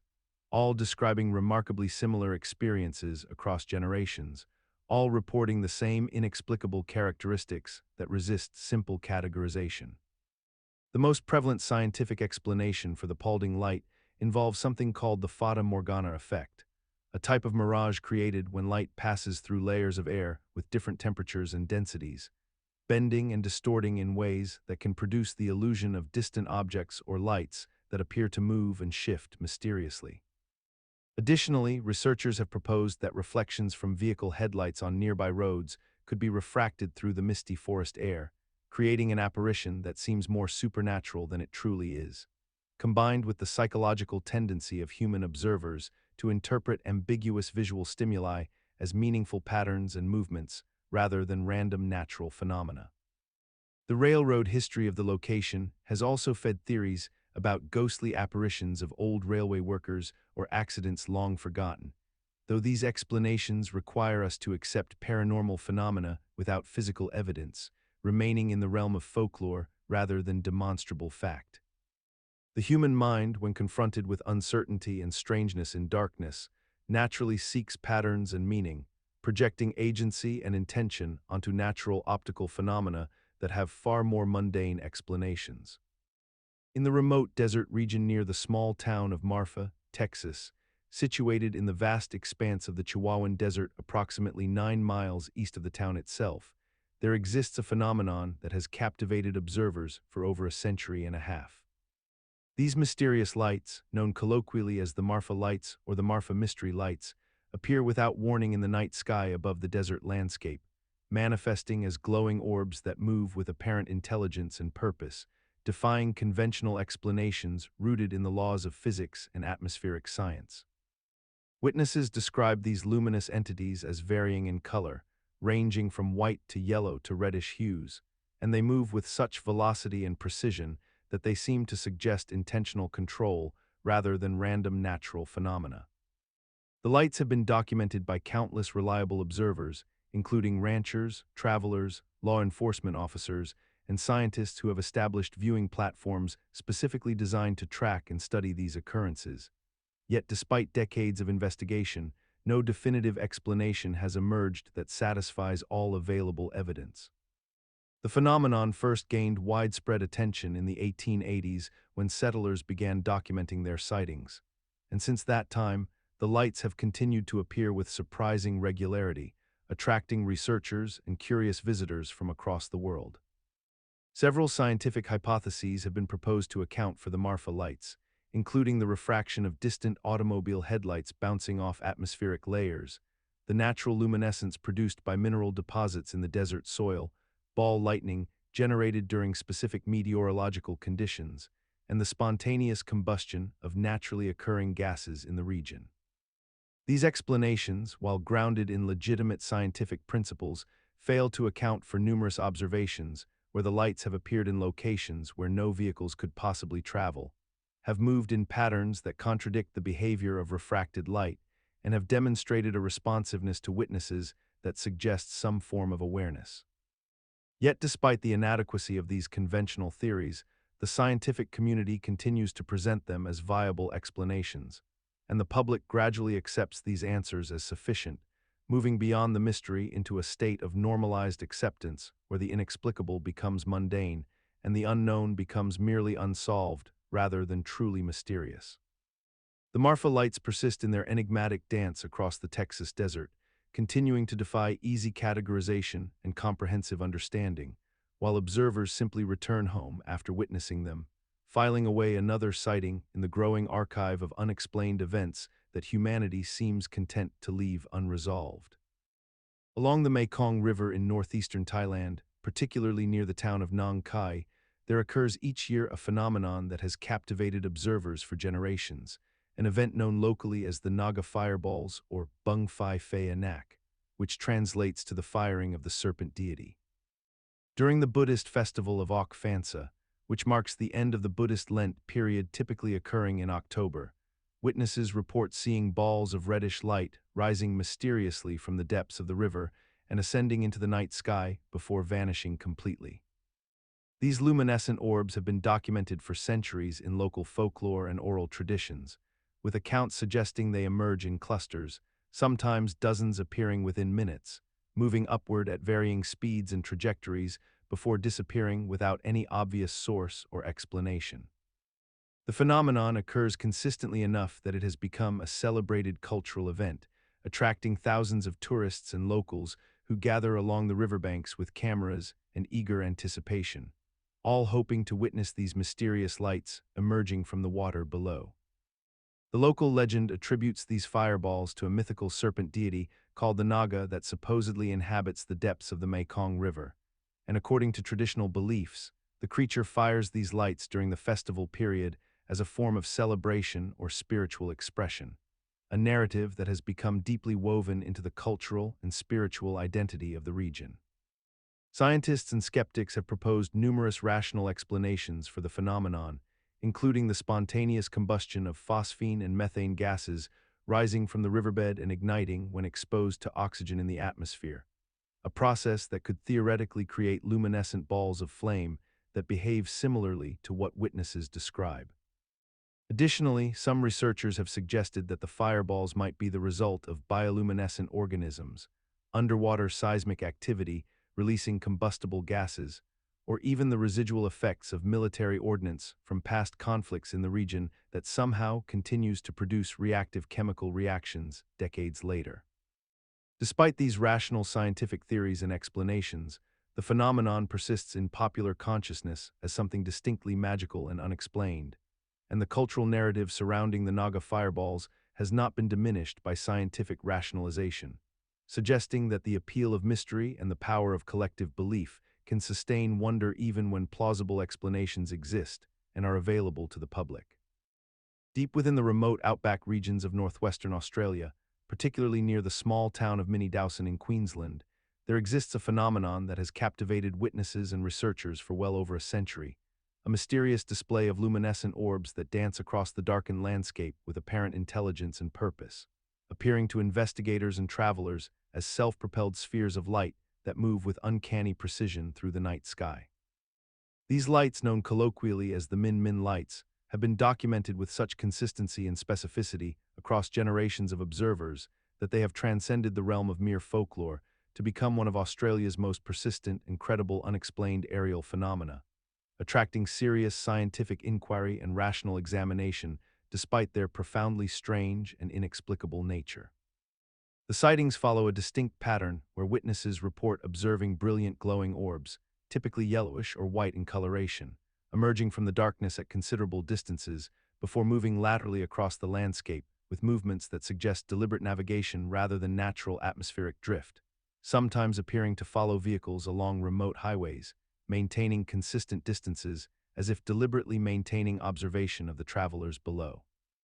Historical accounts stretch back through the indigenous Aboriginal traditions of the region and continue through colonial records, with documented sightings from respected observers, including station workers, truck drivers, and officials who possessed no obvious motivation for fabricating elaborate accounts, and whose descriptions maintain remarkable consistency across decades and generations of independent witnesses who had no contact with one another. The psychological mechanism underlying the persistence of this phenomenon involves the human tendency to interpret ambiguous sensory information within the context of existing belief systems, combined with the profound isolation and sensory deprivation experienced by witnesses in the vast empty outback landscape, where the absence of competing visual stimuli allows extraordinary focus on unexpected lights, potentially amplifying both genuine unusual observations and the interpretation of conventional phenomena through a lens of strangeness. Natural explanations have been proposed, including ball lightning, atmospheric plasma phenomena, reflections of distant vehicle headlights creating optical illusions through temperature inversions, and various forms of bioluminescence. Yet none of these theories adequately account for the coordinated movements, the apparent responsiveness to observer presence, or the historical continuity of sightings predating modern vehicles and electric infrastructure. On March 3, 1876, in the rural community of Olympia, Kentucky, residents experienced one of the most bizarre and disturbing meteorological events ever documented in American history. During the afternoon hours, residents began reporting that pieces of raw meat were falling from a clear blue sky onto their property, their homes, and their livestock. The meat continued to fall for several minutes, covering an area of several hundred yards, with individual pieces ranging in size from small fragments to chunks several inches in length. Witnesses described the meat as fresh and warm when it landed, and many pieces bore a resemblance to mutton or venison. The event was so substantial that local newspapers picked up the story, and the meat was collected and examined by curious citizens who were desperate to understand what celestial mechanism could possibly account for such an extraordinary occurrence. Some pieces were sent away for analysis, though the scientific conclusions were inconclusive and ultimately unhelpful in solving the mystery. The explanations offered at the time ranged from the plausible to the absurd. Some theorized that a large flock of vultures or buzzards had collided midair, their bodies fragmenting and raining down upon the town below. Others suggested that strong winds had picked up butchered meat from a slaughterhouse or hunting ground several miles away and transported it through the atmosphere before depositing it in Olympia. Still others proposed that decomposing remains from a battlefield or plague of animals had been lifted into the air and carried by unusual atmospheric currents. The psychological mechanism behind these explanations reveals humanity's desperate need to rationalize the incomprehensible by anchoring it to natural phenomena we believe we understand, even when those explanations strain credulity in remarkable ways. Yet despite the reasonable attempts to categorize and explain this event through conventional scientific frameworks, the Kentucky meat shower has never been definitively solved and continues to perplex meteorologists and historians even today. The incident remains documented in historical records, a stark reminder that our world still contains phenomena that resist easy categorization or explanation,